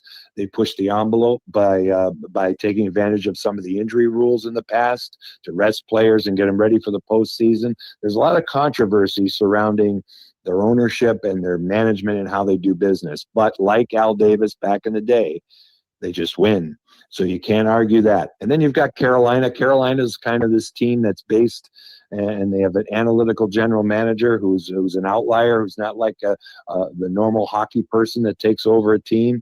Eric Tulsky's done an unbelievable job plugging in pieces here and there. They too have taken swings at big trades that have maybe backfired, but they've recovered by, the Mikko Rantanen trade last year. Big star coming in, didn't want to play in Raleigh. They quickly move him out, and they get Logan Stankhoven and Taylor Hall as part of that trade. And both of those guys right now, they're on the highest scoring line in the Stanley Cup playoffs with Stankhoven, Blake, and Taylor Hall. These are great stories. So yeah, it's a unique matchup. It's the 60th different matchup we've had in history. The first time these two teams have ever played. So it's fresh, and it's unique to Las Vegas and Raleigh. Not exactly hockey hotbeds, but they are now. So it kind of gives you an indication of how the National Hockey League has changed since the early 90s. It's really morphed into a unbelievable business now in markets where you never thought hockey would exist, and here we are. All right, special teams always a big part of this. And this is fascinating to me because Vegas had a great power play during the regular season. They've got a pretty darn good one in the postseason at around 24%. But Carolina's the best penalty killing team in the league. They did it all year long. They continued to do it in the postseason. So I don't see any reason why that would quit. But their power play, I mean, that's the other side of it. As good as their penalty killing's been, I mean, they're barely at, a little over 100% when you add the two together, which is what I like to do. But they're only at around 12% on the PP. How much better can that be? And does it have to be for them to win? I think they're going to need more out of their power play. I will always take penalty killing over a power play. So if you're looking at great teams, for instance, in 2011, the Boston Bruins won the Stanley Cup with the worst power play in the playoffs, but they had the number one penalty kill and a great goalie. And those go hand in hand. So usually if your penalty kill is on board, Mark, then your goaltending is strong, and it reflects your 5-on-5 game too, because it's really hard to adjust positionally. If your 5-on-5 game isn't right, you're not going to kill penalties. So the Canes have always been a great penalty killing team, and Rod Brindamore was one of the best in his day as a player at killing penalties, and that's always been the case. Now, Vegas could exploit them because of their talent, but Montreal had a great power play all season. They have a lot of skill too, and I thought that would be a difference in the previous round, and it was not. Carolina's power play, though, is a struggle. And, they're going to need that. That's why I think, when you get to a series like this, it'll be determined at even strength. I really think the even strength game of both of these teams, and they're two different styles of play, totally different styles. Vegas will pack it in. It'll be hard to get inside on them. They defend really well. They shut down the middle of the ice. Carolina is on their toes. They try to forecheck you out of the building, try to force you into ridiculous turnovers. They counterattack when you do turn the puck over. They go back the other way hard. Those are things that be interesting to see how it plays out, because they play the game differently. But I think it will be determined at even strength. And I would say it's a flip of a coin right now until we see the first period. The first period of game one will give us a little glimmer into what this thing is going to look like. Yeah, can that forecheck continue to work against Vegas's defense? I think both teams are great up the middle, which makes for a great series. They're both good on faceoffs. I think you're right. 5-on-5 will determine it. John, have a great call. NHL Radio, Sports USA Network. John, as always, we appreciate your time, man. Best in the business. Thanks a lot. Anytime, Mark. Thanks again. Have a great day, guys. Thank you. You also. John Forslund, nobody better at doing hockey. He's got the radio call for those of you that will take it in on the Sports USA Radio Network. He does play-by-play for the Seattle Kraken. He was with Carolina for many years doing their TV games, and I got to know John a little bit when they used to have their training camp in Southwest Florida. Solid guy. I mean, he really is. He's one of the nice guys out there, and I think that comes off on the air. But Carolina's the overwhelming favorite. I think what he said, 5-on-5, what I do think is going to be interesting, Carolina forechecks the hell out of you. Mm-hmm. Can the Vegas defense handle that? Because by the end of the series against Montreal, they were exhausted. I don't know if both teams would have played back-to-back 7-game series. I don't know really if that would have been any different in that series, but Montreal was just done by the end of that series. Carolina imposed their will on the Canadians. Well, Vegas is a much older team. They're experienced. Stone's back. Marner's having a tremendous playoff. The point he made, though, Carter Hart, the goaltender, for those of you that don't know, Carter Hart was kicked out of the game. It was a sexual assault trial that they ended up finding him not guilty. There were several players from the Canadian junior team that were all in these charges. From 2018, correct? I mean, this was almost a decade ago. Right, and he was basically out of the game. He was a draft pick of Philadelphia. They released him. Vegas picked him up. He found himself here in the playoffs. He is playing very well. So's Anderson. So it is I don't think you'll hear anything about this story. I really don't. They're not going to talk about it on ESPN. There may be a news story or an internet story somewhere about it, but you're not going to see much on this throughout the postseason. I mean, this is the propaganda of the league. They don't talk about these things, but It's fascinating that he's now at the pinnacle of the sport. And if Vegas wins, he's one of the key parts of it. Mark, quickly, because I know we're going to break here. Who's a player to watch in the series? Not one of the stars, but a guy who might be an unsung hero. I like that he said Taylor Hall, because he's a former first overall pick and has not had not lived up to the billing, and he's having a great playoff series. Carolina's done it with multiple scores. They've got Stahl, who's an old guy who still gets it done. But Carolina, I think, wins this.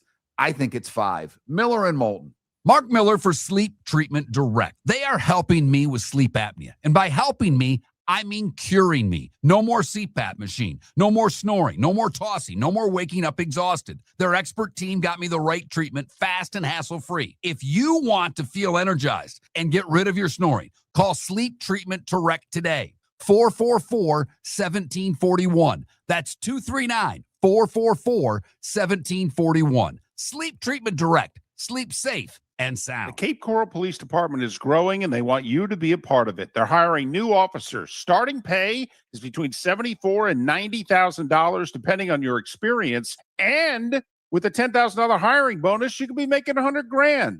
Enjoy paid holidays, off-duty details, plenty of OT opportunities. They're also hiring dispatchers and professional staff. So go to capecops.com. Capecops.com. Be brave, be best, be Cape. American Paint Supplies, for nearly 30 years, is your one-stop shop for all your coating needs. If you are a designer, a contractor, a professional painter, or a weekend warrior, American Paint Supplies is the place where experts go to get expert solutions. At 6100 Shirley Street in Naples off of Pine Ridge, American Paint Supplies delivers the best solutions with the best products with the best support. Meet Gene and his team today at American Paint Supplies. Call 239-566-2700. That's 566-2700 or online at AmericanPaintSupplies.net. No!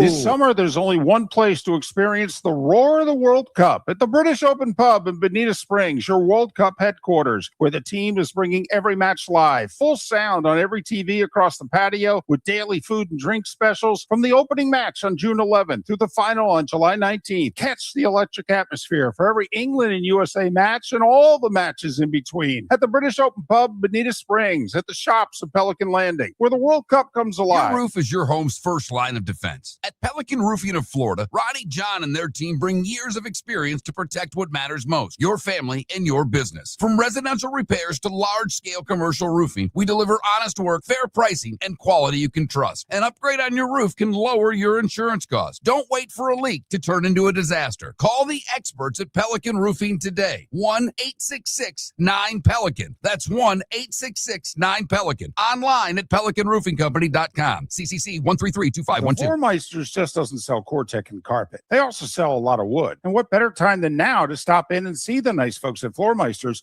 for some new hardwood for your home. With white oak wood starting at $4.99 a square foot, that makes it affordable for everyone. With 10 colors to choose from, they have a color for everyone. So stop in. 6281 Naples Boulevard, right next to Costco, or go to the web. It's floormeisters.com. Floormeisters.com. Floormeisters, just keeping it real. This is Miller and Moulton.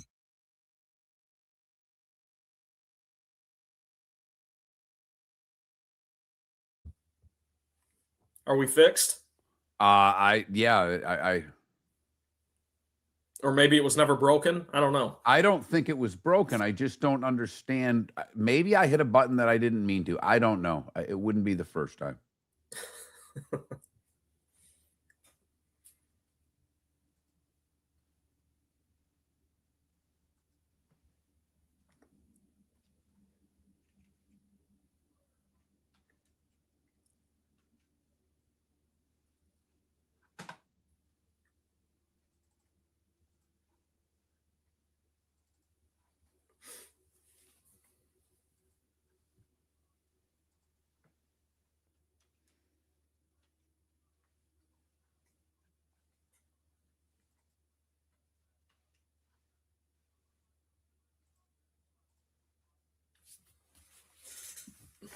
John is awesome.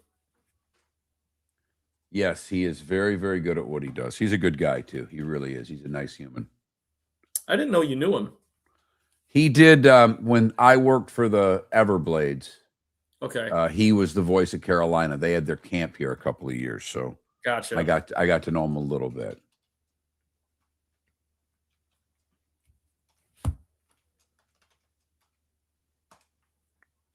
Also, I meant to address this earlier in the chat because I know Mark will agree with me. I forget who said it, but they said Def Leppard over Kiss. That is a horrendous take. They're just doing that to bother me. I don't even pay attention. And Aurora, don't make him. I need him for another hour. Don't make him blush. Dynasty. What is that? I don't even. What's on that? Is that like a greatest hits? No, it starts with "I Was Made for Loving You." That's the opening. Okay, so that's the disco album. Yeah. Okay. That's what they call it. That's what the haters call it. I love it. Of course you do, Trent. I do.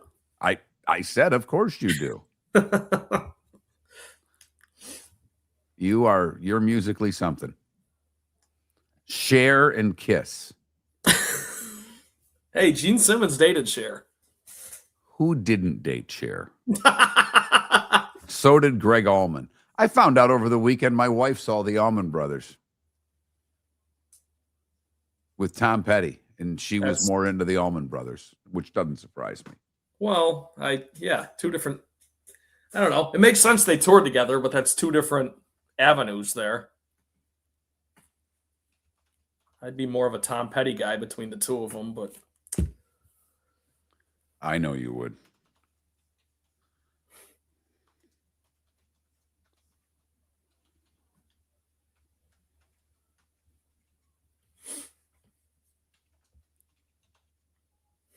Deadstroke says I can't stand Cher. Oh, she's not for everybody, but neither is Motley Crue, and I love them.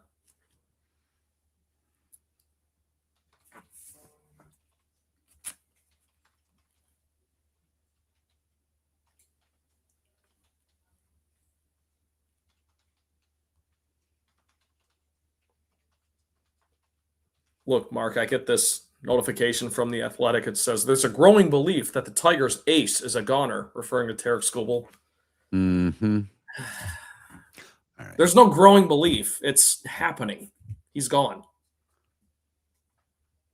Only if you ask him to come to the Keys with you, Aurora, will he blush. 5 seconds. See? Giggles over there.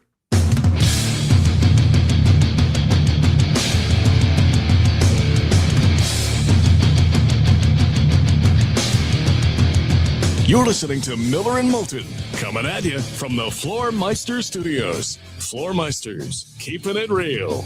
And now, here's Mark Miller and David Moulton. Miller and Moulton, the Pro Hour. Hello, Jacksonville. Hello, Tampa. Hello, Twitch and YouTube, and wherever you may be joining our show. I know some markets air our show a little later, but we always take your texts whenever you want to send something to the Pelican Roofing of Florida text line, 21,000, the number. The keyword's Miller if you've never texted the show. So send Miller to 21,000 and then let it rip. Pelican Roofing of Florida, 1-866-9-PELICAN, statewide in Florida, commercial, residential. Probably a good time to get your roof checked out, because it's going to rain every day for the next 4 months coming up pretty soon. Trent Bally filling in for David this morning. He may be here for a couple more days. So that's remains to be seen. We're all day to day on the show as it would be. But today, June 1st, is the cut day in the NFL. One of the days, with a salary situation that there will be some players available. And the biggest one is A.J. Brown. Obviously, at this moment, he's still a Philadelphia Eagle. Will he be a Patriot? We talked about it earlier. Was that a deal that's been done, signed, and in a drawer and just gets put out today? Or if it was in a drawer, does it get ripped up because other teams are going to be offering perhaps more, and Howie Roseman can do more with A.J. Brown at this point? And do you care about the ethics of it? That's the other question that we talked a little bit about at the beginning of the show, Mark. Do you care if there was a deal in the drawer, like you like to say, and someone comes to you with a better deal? Do you take that deal, or do you go back on your word? How do you handle the situation? That's the dilemma, right? Totally. And, what may have been a deal in principle, when all of a sudden the phone starts ringing, does Howie say, we've got more? And I thought your point was one. Maybe it does get done with the Patriots, but do they have to give more? And if you're going to get, let's just say he gets a first, just for sake of argument. If you don't think so, that's fine. Let's just say A.J. Brown gets a first. I think he will, by the way. I do too. And I think he's worth it. I do. I would trade him to the Patriots before I would trade him to the Rams. 2 reasons. One, conference. There you go. I mean, Philadelphia thinks they can go to the Super Bowl. And I don't think that that's a bad thought by the Eagles. I don't think they're the favorite to go to the Super Bowl, but I certainly, when I look at the NFC, I would probably have Philadelphia no worse than third in that conference, and maybe second. Like, I think the Rams are the best team in the NFC at this moment in time. A lot can happen. In both of those teams, Mark, based off the last 5 years, let alone the last season, what we've seen, they've earned that. They should have that trust factor from you. So I wouldn't be surprised whatsoever if the Rams, like you said, want to go all in and try to get an A.J. Brown. The question is, would Philly deal him there? Right. And my guess is no. I would deal him to New England. 2 reasons. Yes. One, I don't think New England's as good. I don't think New England will be able to replicate what they did a year ago. I think they benefited from one of the easiest schedules that any team's ever had. Yes. And that schedule much more difficult this year. When you look at what the Patriots have this year versus what they had last year, it's night and day, gang. Well, and it was a perfect storm for New England last season, and it was a narrative all year. So forgive me for beating the dead horse here, but I think they were playing a 4th place schedule last year.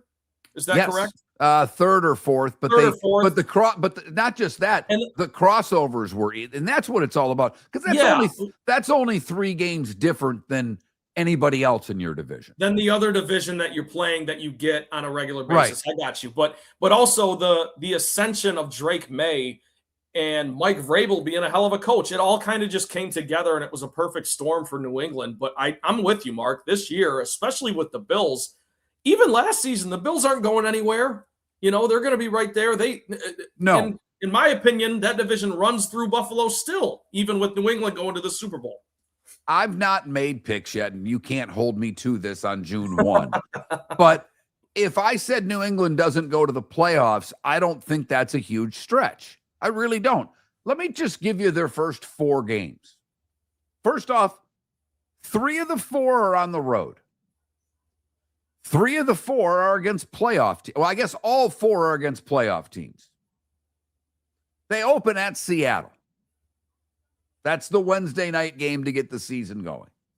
Then they host Pittsburgh. I think Pittsburgh's going to be a train wreck for what it's worth. I think this is the year that the winning season thing comes to an end. With Rodgers coming back and McCarthy taking over, it just kind of seems that way, but we'll see. Then they're at Jacksonville. Then they're at Buffalo. That's their first 4.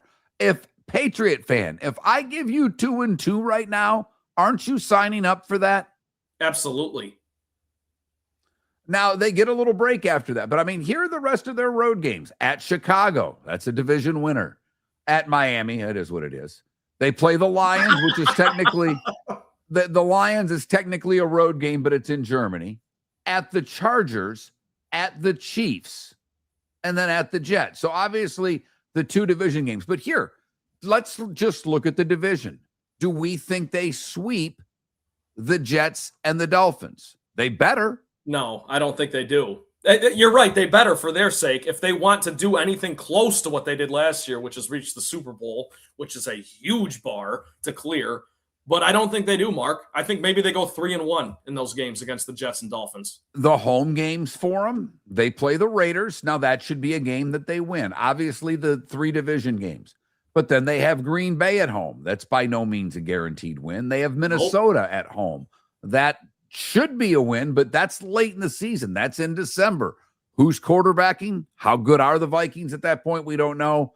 And then they play Denver at home. So this is not the Patriots schedule from a year ago. They play a lot of good football teams. If they make the playoffs next year, I think they've done a hell of a job. So I'm saying that not to play the schedule game with you, but just I'm doing this if you're realistic.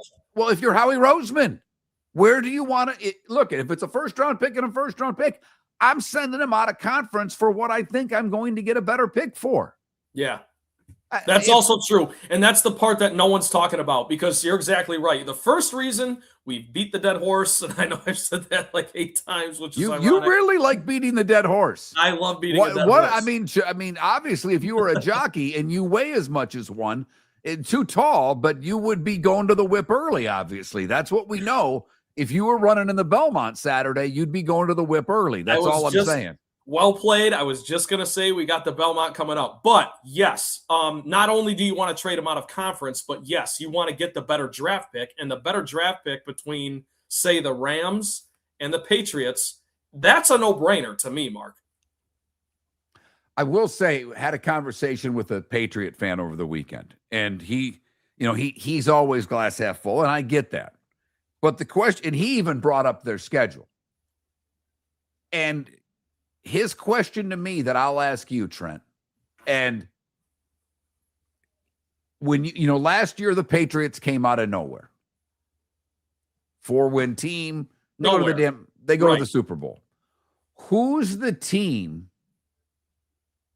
from last year that was awful that turns it around?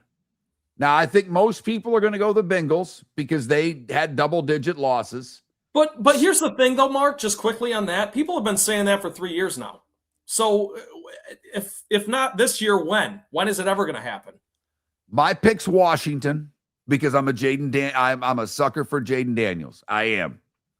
I think, Caleb Williams, I think, has another good year. I know you don't like hearing that, but the Bengals were a double-digit loss team. The Chiefs were a double-digit loss team. Yeah, they don't really count. I agree with that. Their franchise quarterback, one of the 4 best quarterbacks we've ever seen, goes out for the season. You don't really count as a bad team, I would say. But I'll give you one more. They turned it around. I don't think their quarterback is great, but I think he's okay. The Saints were a double-digit loss team who played pretty well towards the end of the season. And when you look at that division, Carolina, Tampa, Atlanta, and New Orleans. I mean, really, right now, if you were to make your all of you listening, not just Trent, if you were to make your most educated guess at how that division finishes, and I put all 4 names in a hat and just drew them out, who do you think would do better? Because I think that division, I don't think we have a clue. I love Tampa. I want them to do well. There's a lot on the line for Todd Bowles this season. There's a lot on the line for Baker Mayfield this season. But there's no Mike Evans. There's no Levante David. Things have changed in Tampa. yeah, And who knows what the leadership, it's Baker's team. I mean, it is Baker Mayfield is the leader on and off the field for the Tampa Bay Buccaneers. Let's hope for their sake he can handle it.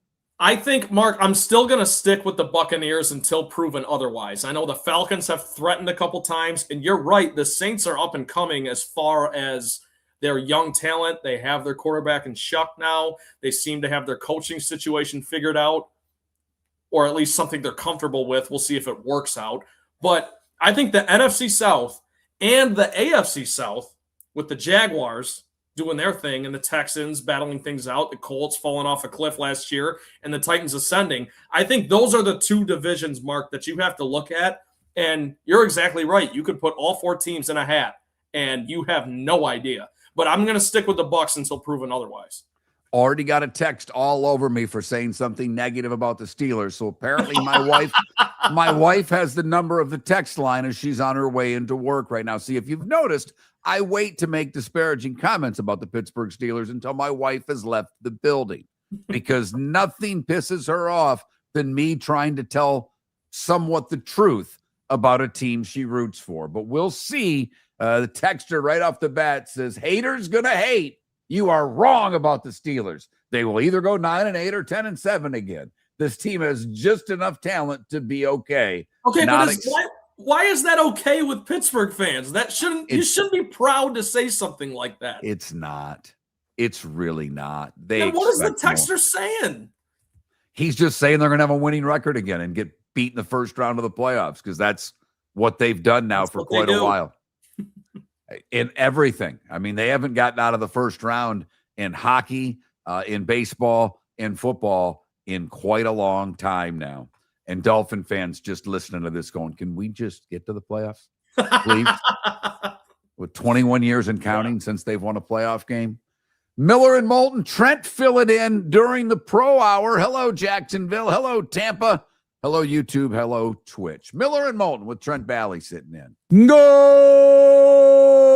This summer, there's only one place to experience the roar of the World Cup at the British Open Pub in Bonita Springs, your World Cup headquarters, where the team is bringing every match live, full sound on every TV across the patio with daily food and drink specials from the opening match on June 11th through the final on July 19th. Catch the electric atmosphere for every England and USA match and all the matches in between at the British Open Pub, Bonita Springs, at the shops of Pelican Landing, where the World Cup comes alive. American Paint Supplies, for nearly 30 years, is your your one-stop shop for all your coating needs. If you are a designer, a contractor, a professional painter, or a weekend warrior, American Paint Supplies is the place where experts go to get expert solutions. At 6100 Shirley Street in Naples off of Pine Ridge, American Paint Supplies delivers the best solutions with the best products with the best support. Meet Gene and his team today at American Paint Supplies. Call 239-566-2700. That's 566-2700 or online at AmericanPaintSupplies.net. The Floormeisters just doesn't sell Cortec and carpet. They also sell a lot of wood. And what better time than now to stop in and see the nice folks at Floormeisters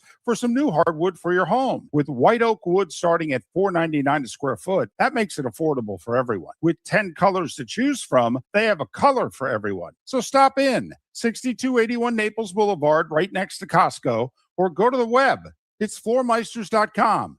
Floormeisters.com. Floormeisters, just keeping it real. Your roof is your home's first line of defense. At Pelican Roofing of Florida, Ronnie, John, and their team bring years of experience to protect what matters most, your family and your business. From residential repairs to large-scale commercial roofing, we deliver honest work, fair pricing, and quality you can trust. An upgrade on your roof can lower your insurance costs. Don't wait for a leak to turn into a disaster. Call the experts at Pelican Roofing today. 1-866-9-PELICAN. That's 1-866-9-PELICAN. Online at PelicanRoofingCompany.com. CCC 13325. This is Miller and Moulton.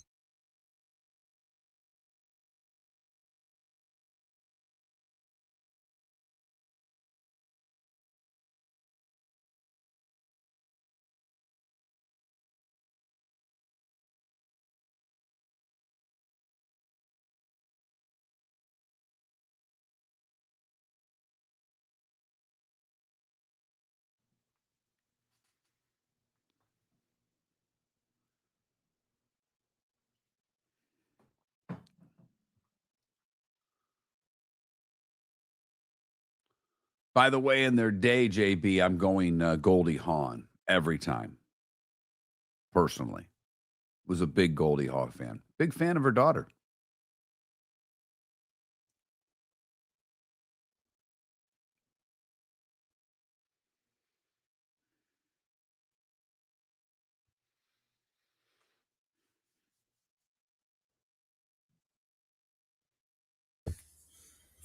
I think we know who Trent's a bigger. Oh my goodness! Put that away.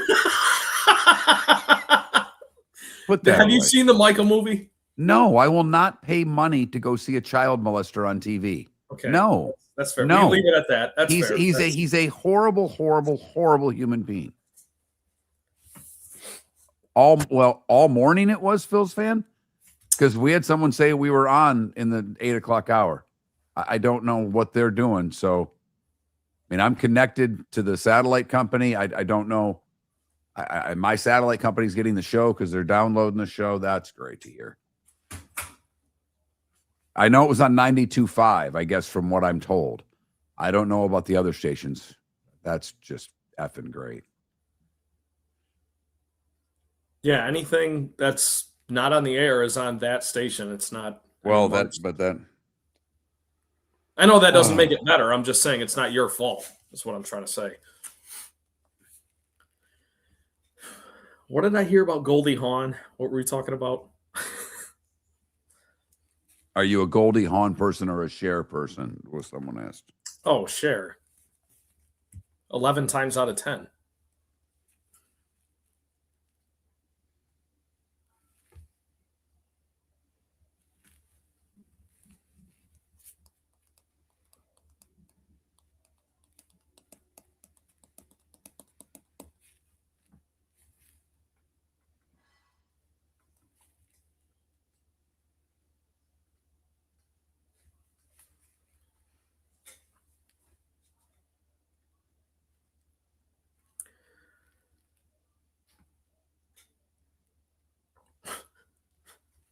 Come on, Javier. It's not that bad.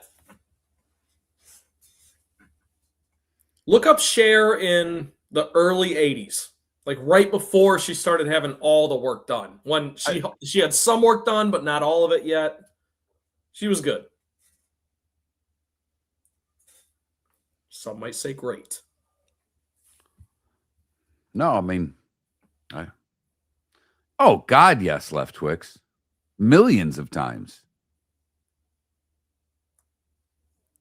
Trent, I used to go to the store. Left Twix. I used to go to the store for my dad. I mean, he would just send me into the store to buy him cigarettes. We'd go drive to the party store. I'd be like 8.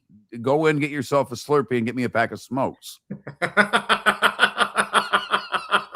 That was the people that say that, like, I used to get. I see people say they got a note from their dad. They'd walk to the store and get a carton of smokes. You didn't even have a note. No, I just said my dad's out in the car. I need a pack of Pall Malls or 3 packs of Pall Malls.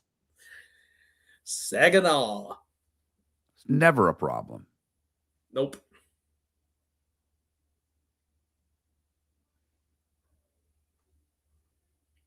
Yes, EB, she's completely unrecognizable beforehand, but whatever. Money talks.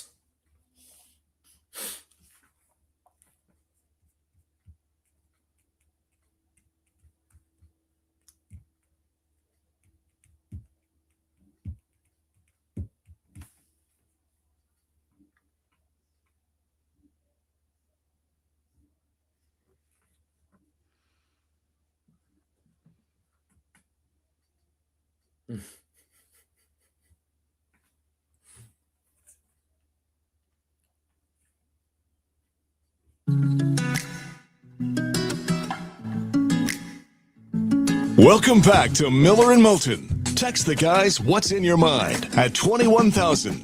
That's 21000. And now, here's David Moulton. Miller and Moulton. David with the day off today. Trent may be filling in a decent chunk of the week. We'll see. Load management. I might have to put him on the IR. I'm not sure yet. We'll see what's going on. But Trent, you missed, like, obviously the great. You're a Detroit sports fan. You missed the great Piston teams for the most. I mean, you saw the second run, but you were pretty young for that.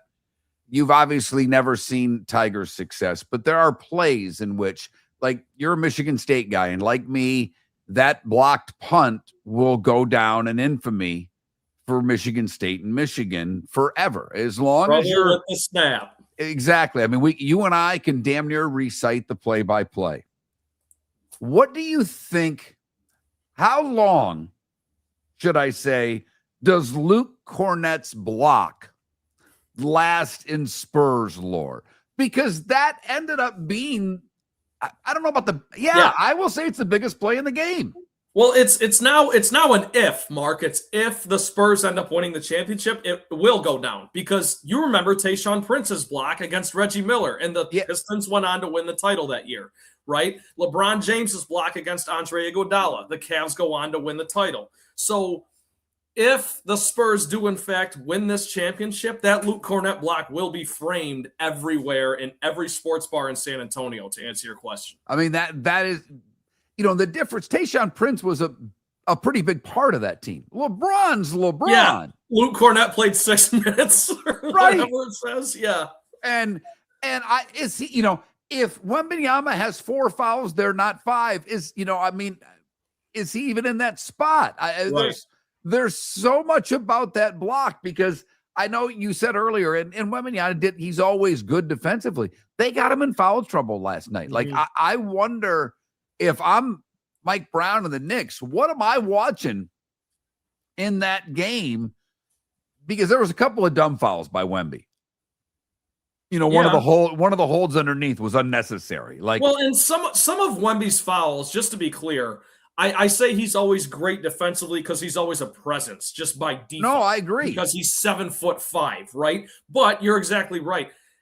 Just the volume, the amount of time he's playing, and he contests everything. He doesn't run from anything. He doesn't make business decisions. He doesn't take possessions off. So I think that's partially why he was in the position he was in with the fouls. But Luke Cornett, man, I mean, to answer your question, credit to him for stepping right in and just making a play, similarly to how Robert Horry did back in the day for the Spurs, or Steve Kerr, or Steven Jackson, or Bruce Bowen. All these role players they've seemingly had forever, my whole lifetime at least. And it's uncanny how this Spurs team is starting to line up with its franchise's history. Now, for OKC, what I don't know if holes is the right word, because I think they're right back there next year. I mean, this team's going nowhere. Now, we could have a West that may be dominated by the Spurs and OKC for a while. But here's the problem with that. And I know you have a question, so I'm not trying to cut you off, but that's probably what we would have said about the Denver Nuggets 3 years ago when they first won their championship, right? We probably thought they're going nowhere.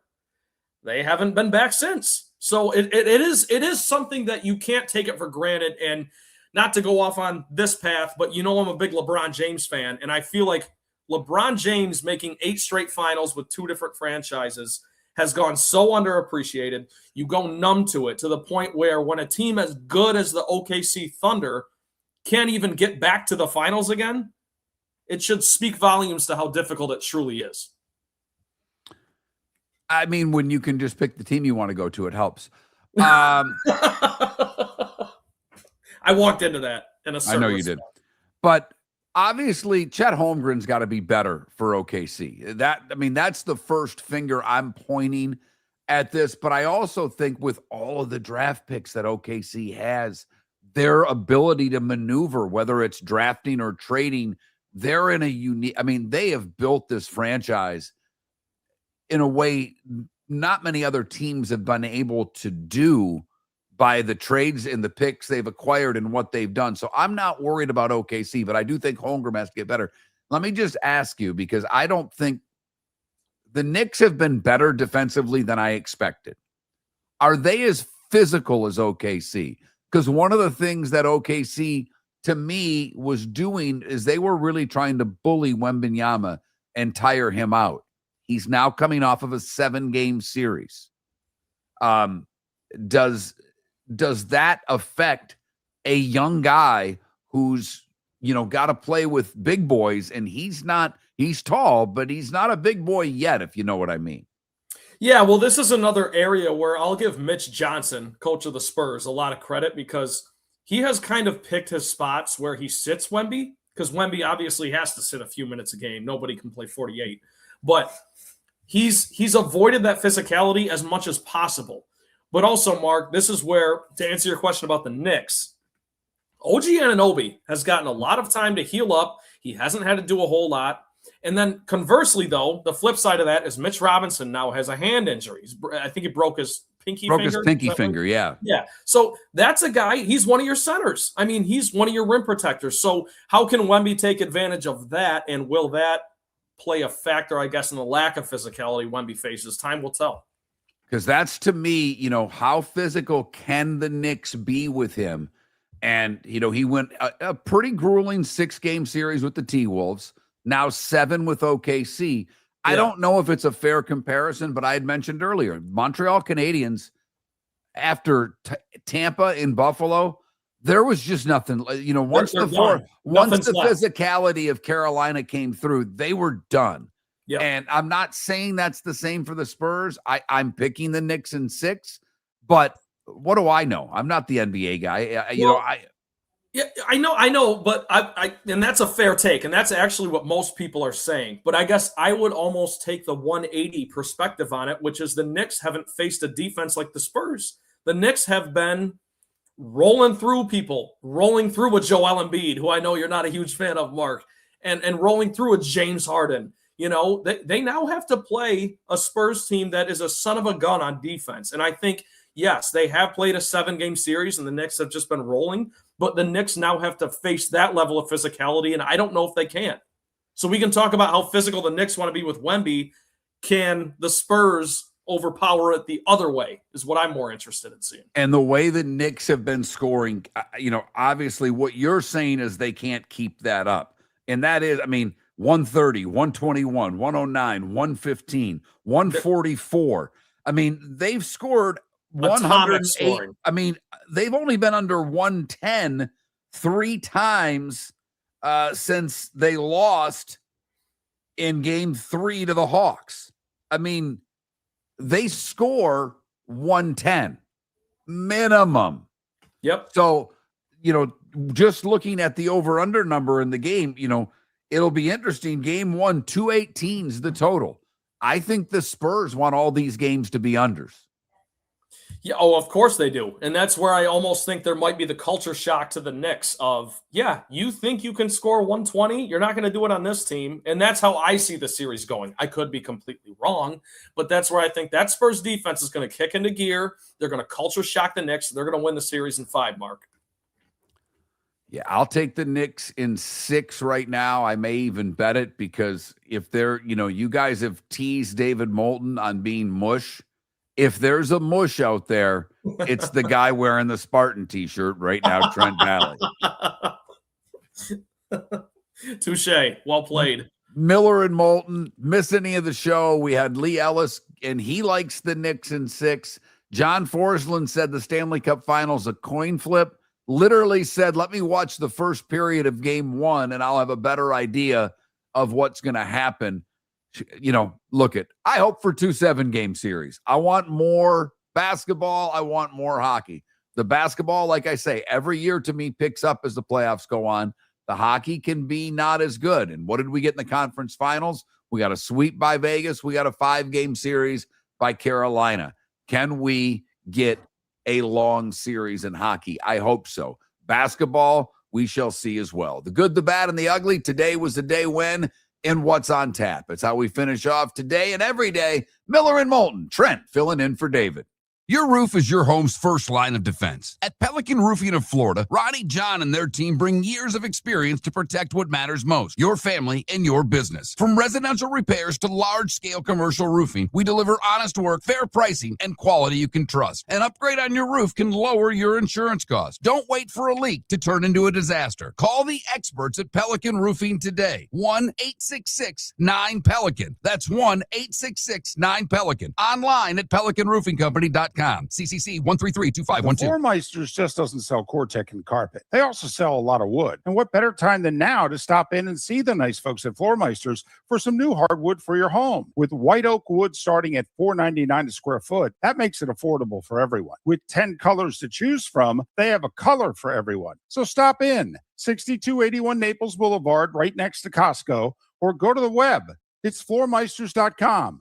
Floormeisters.com. Floor Meisters, just keeping it real. American Paint Supplies is your one-stop shop for all your coating needs and has been for 30 years. American Paint Supplies is also your #1 Festool dealer in Southwest Florida. If you are a builder, cabinet maker, painter, or power tool enthusiast, Festool craftsmanship can be found at American Paint Supplies. Celebrating 30 years of service, and Festool is celebrating 100 years of excellence. Come to American Paint Supply for a perfect pairing of service and expertise on 6100 Shirley Street, Naples, off of Pine Ridge, or online at AmericanPaintSupplies.net. Mark Miller for Sleep Treatment Direct. They are helping me with sleep apnea. And by helping me, I mean curing me. No more CPAP machine. No more snoring. No more tossing. No more waking up exhausted. Their expert team got me the right treatment, fast and hassle-free. If you want to feel energized and get rid of your snoring, call Sleep Treatment Direct today. 444-1741. That's 239-444-1741. Sleep Treatment Direct. Sleep safe and sound. This is Miller and Moulton.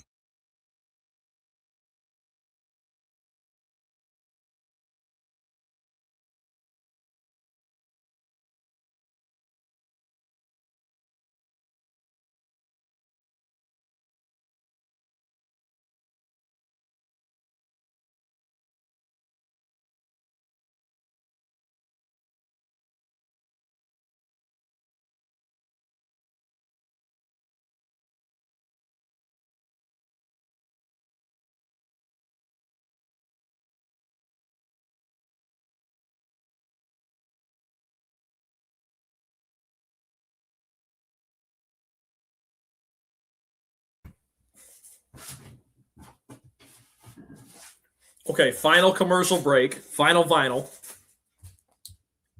Purple Rain. There Prince. you go. There's a good album for you.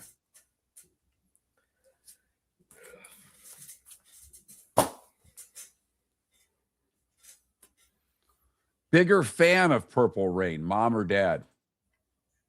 Dad, for sure. Kind of thought so. It's almost a tiny bit. Mom was a little bit younger. I was going to say it's almost a little bit out of mom's wheelhouse. Yeah. Mom was a little bit younger than that. Because I think she was 10 when it came out. Yeah, your wife and my 84? your wife and my wife are the same age, or your mom and my wife are the same age. I don't have a wife. Trent, We know that. you don't have a girlfriend. Not even close. We know. It's okay. There's nothing wrong with her. I'm living. I'm happy. Uh-huh. I'd rather do it right than do it wrong the first time. And the two of you can always adopt. oh, Jesus Christ.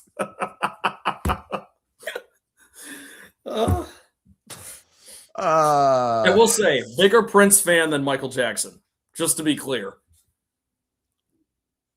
Javier says I redeem myself. Yes. Yeah. I don't know. I like Michael Jackson's music. I'm not going to act like I'm going to bat for the guy. Off the Wall's his best album. Just saying. That's Michael's best album. I've got a buddy who worships Off the Wall. It's his best album. It's an amazing album. And the title track is what? Like the fourth best song in the album? That's how you know it's a good album. I don't know what's going on with download speeds today. This is tricky. There we go. Ooh, I got to grab a charger. Hang on. Good to know that Trent's going to die off during the last segment.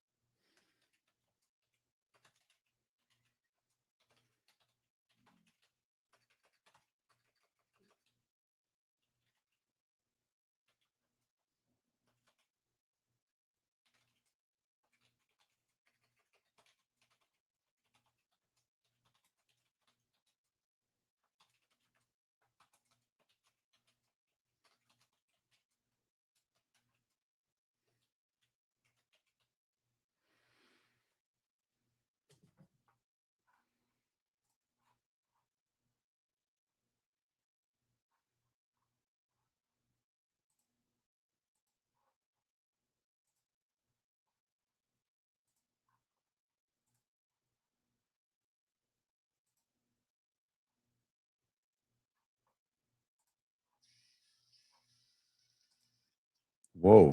Where is that coming from? There it is. Okay. Sorry about that, everybody. That just scared the hell out of me.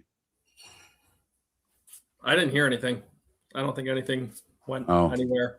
All right. Well, that's good.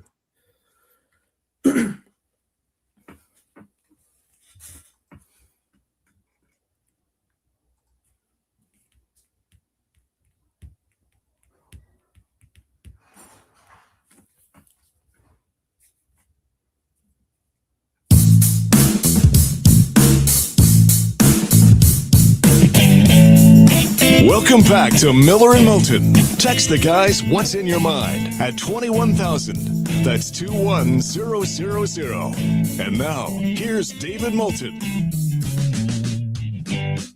Miller and Moulton wrapping things up on a Monday. Welcome to June, everybody.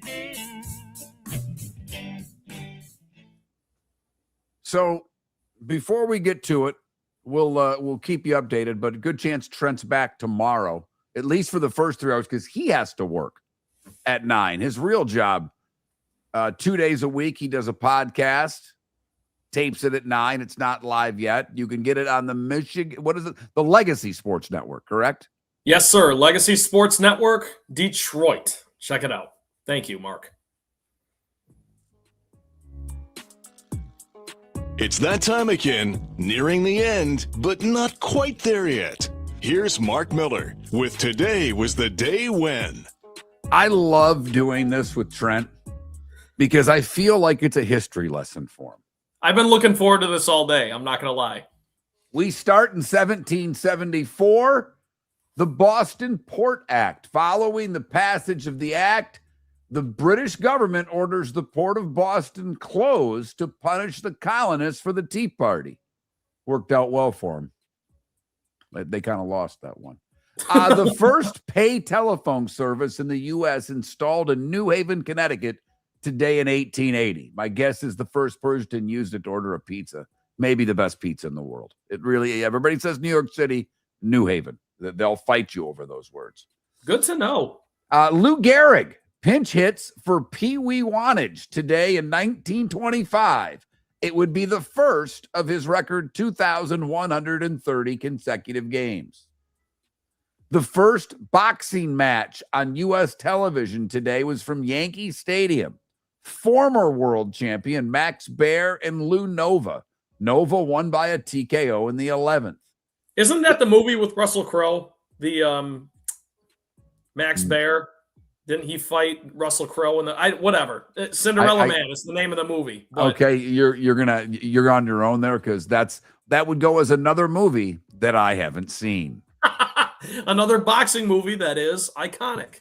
I don't know if I'd go that far, but sure, you can say that. This definitely qualifies as iconic. Today in 1967, EMI releases the Beatles album Sgt. Pepper's Lonely Heart Club Band. It would be number one in the UK for 22 weeks. This doesn't tell me how many weeks it was number one in the US. Is that their best album, Mark? No, not to me. I What's would yours?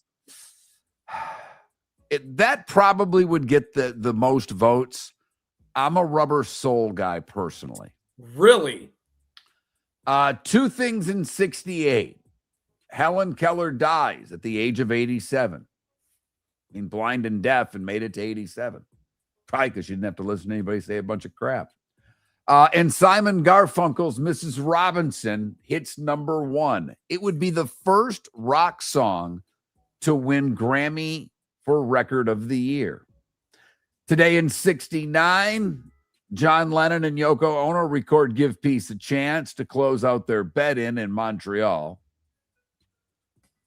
Bowie Kuhn reprimands Jim Bouton for his writing Ball 4, maybe the most candid baseball book ever.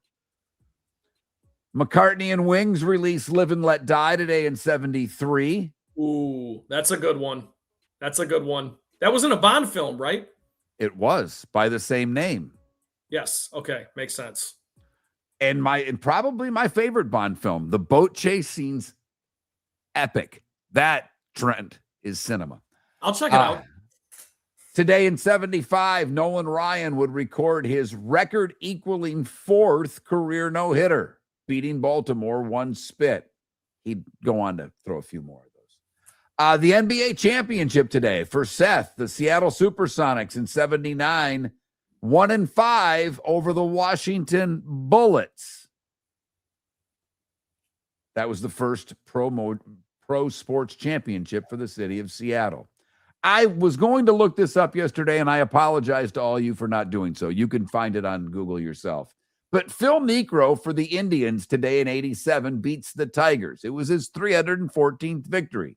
Combining with his brother Joe, who had 216, it was the most combined wins for brothers in baseball history, 530. That's pretty cool. The Penguins win their second consecutive title today in 1992. Beating the Blackhawks. And today in 2017, Trump withdrew from the Paris Climate Accord. Ooh. Brigham Young, Andy Griffith, Marilyn Monroe, Alan Amici, big star for University of Wisconsin, and Clavon Little, who was the star in Blazing Saddles, would have all celebrated birthdays today. This is my favorite part. How many of these people that Trent knows? Pat Boone, 92. Any clue? Pat Boone. The only Pat Boone song I know is Speedy Gonzales. Wow. Morgan Freeman. I know you know who that is. He's 89. Brian Cox is 80. That was the lead actor in Succession, for those of you that don't know the name. Great English actor. Ronnie Wood, 79. Rolling Stones. Very good. Tom Sneva, 78. No clue. Indy racer. Won the 500 a few times. Shocker. This one's for me. I don't expect you to know it, but Mike Levine is 77. He's the bassist for Triumph. Paul Coffey, 65. I know Paul Coffey. What does he do? I don't know what he does. I know the name. He played hockey. He was pretty good. Pretty good defenseman. He's a Hall of Famer. Derek Lowe, 53. Friend of the show, Derek Lowe. Not familiar. I apologize. Won a World Series with this team called the Red Sox. Oh, boy. Alanis Morissette's 52 and still hot. Santana Moss, 46. Amy Schumer, 45. Singer Brandi Carlile is also 45. And Nikki Glazer's 42 years old today. I'm not going to ask Trent what I missed because, let's be honest, he has no idea.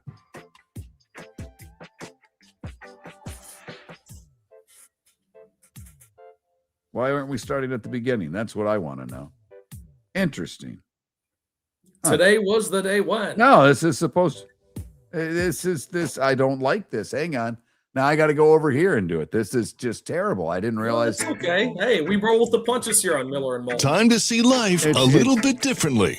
Here's Mark Miller with the good, the bad, and the ugly. What do you got, Mark? Well, I need you to work better than that. Apparently, the new button's got to run all the way through, and I didn't let that happen. That's on me. I thought they reset on their own. Now I got to do more work this afternoon and figure out what the hell went wrong. All right. For the good today, we go to the Harvard Class Day event and the commencement speech. Ronnie Chang, who works on The Daily Show, he's a stand-up comedian, gave it. And I don't know if you've caught this, but there have been a lot of commencement speeches, and every time the speaker brings up AI, the students basically boo the commencement speaker off stage. Yes, they do. Yes. He was aware of it because he started his speech out. Can I just say blank AI, blank AI, blank AI? How else can you get a crowd like that right away? That's awesome. They went nuts. He said, I'm glad you agree. It's so stupid. A lot of other respected graduation speakers at colleges around America are talking you guys need to master AI for the future. I'm going to tell you your mission of your generation is to destroy AI. Well played. Well played. For the bad, we come back to Florida, where in Wekiva Springs, near Longwood, Catherine Costello videoed an animal behind her house. No, it wasn't a bobcat. It wasn't a coyote. It wasn't a deer. It was a monkey. Apparently, we have a lot more monkeys in Florida than I realize it. Longwood's about 70 miles from Silver Springs, where a wild population of monkeys have lived ever since being brought to an island that is now part of Silver Springs State Park back in 1938. The operator had no idea that the monkeys are great swimmers, and they quickly escaped the island. And finally, the ugly. We go across this pond, where James Luton apparently wasn't aware that you have to renew your passport. You see, his family had planned a trip for him on his 50th birthday. They were going to go to Portugal for a long weekend where they had already paid for a hotel at a resort and flights and everything else. Of course. And when he got to the airport, he was not allowed to board the plane because his passport had expired. Apparently, in the UK, you were allowed to have passports older than 10 years for quite some time, and he never checked on his. He had not only passed the 10 years, but the 9-month probationary period that the UK gave travelers. His family took pictures of the birthday cards that they had for him at the resort in Portugal. They went on the trip. He stayed back. And that is the good, the bad, and the ugly. Today, June 1st, the birthday of both my mother and Trent's mother. Yes. How about that? Happy birthday, moms. To both moms. Yes, big day for Miller and Bally. I'll tell you what, if this were to become permanent, we'd have to work on that in a hurry because that sounds like hell. Miller and Moulton sounds great. Bally and Miller, man, Miller and Bally. Oh, God. Sounds like Barney Miller. Exactly. Brought to you by the Cape Coral Police Department, offering great pay, sign-on bonuses, benefits, and more. You can get all information, capecops.com. That's capecops.com. All right. Today in Major League Baseball, the Rays are hosting the worst team in the American League. That's the Detroit Tigers. The Rays are 21-6 at home. Detroit, who's won 22 games, has only won 8 away from Comerica. The Nats are hosting the Marlins. The Nats are 2 games above 500, everybody. But ironically, they're 5 games below 500 at home. Reds and Royals on tap at Cincinnati. The White Sox, who are a playoff team right now, on the road at Minnesota. Giants visit the Brewers. The Rangers are in St. Louis to take on the Cardinals. The Cardinals still keep it on. 2 horrible teams get together when the Rockies and Angels play tonight. Dodgers and D-backs. Arizona's been playing much better of late. And Seattle hosting the Mets in baseball. College baseball, there are games today as we have region finals going on. West Virginia and Kentucky play for that one. Troy and Florida are in an elimination game today. Auburn and Milwaukee are playing for the Auburn region. And St. John and Florida State at it in Tallahassee, Georgia Tech and Oklahoma. All those games somewhere on the ESPN family of networks. Can I throw this in there, please? Can I throw in Francis Tiafoe, the American tennis player, at Roland Garros today, playing Matteo Arnaldi at 12:05? And now says that's a pick'em. I know we like to joke about the boost and sprinkle thing. I would put the house on Frank Tiafoe. Let's go. Is that because you don't know who he's playing? And he's Partially, an American. but also because he is the 19th ranked player in the world. And that has been a tournament full of upsets. Unbelievable. Sinner went down, and obviously what happened during the show, and we really didn't get much into it after that because he got beat 6-1, 6-1, apparently was just cramping up the entire the last 2 sets. Basically, physically couldn't keep on. And this, by the way, he's the number 1 player in the world. Sasha Zverev, who I mentioned earlier, and you joked about who is that. He is the 2nd best player in the world, doesn't have a major yet. So this is his best chance because, it's wide open for him. Well, in this tournament, because I would argue that Alcaraz is the best player in the world, but he's injured. He's injured right now. And, that's why he's not. And I think he's out of Wimbledon already, too. He's already said, obviously he didn't play in the French because he was injured. And I believe that he's already said he's not going to be at Wimbledon. So that's why we thought Djokovic had a shot, but he got bounced early in this. The top woman got bounced early in this. So Roland Garros proving to be full of upsets this year, and that's not normally the case. Usually the clay players, the top players that play on clay win through this, and that did not happen this year at the French. So we had a little NBA, a lot of NBA talk for this show. Really and truly, it's Trent's wheelhouse. Wanted to get his take because I don't know if he's going to be back tomorrow. But Trent is picking the Spurs in 5. I will take the Knicks. I've got the Knicks in 6. I'll make Mark has the picket fence sign that says Knicks in 6, and he's out in the streets. I got the Spurs in 5, baby. No ring to it. I don't care. I want the Spurs to win. I would love the Knicks to win for David.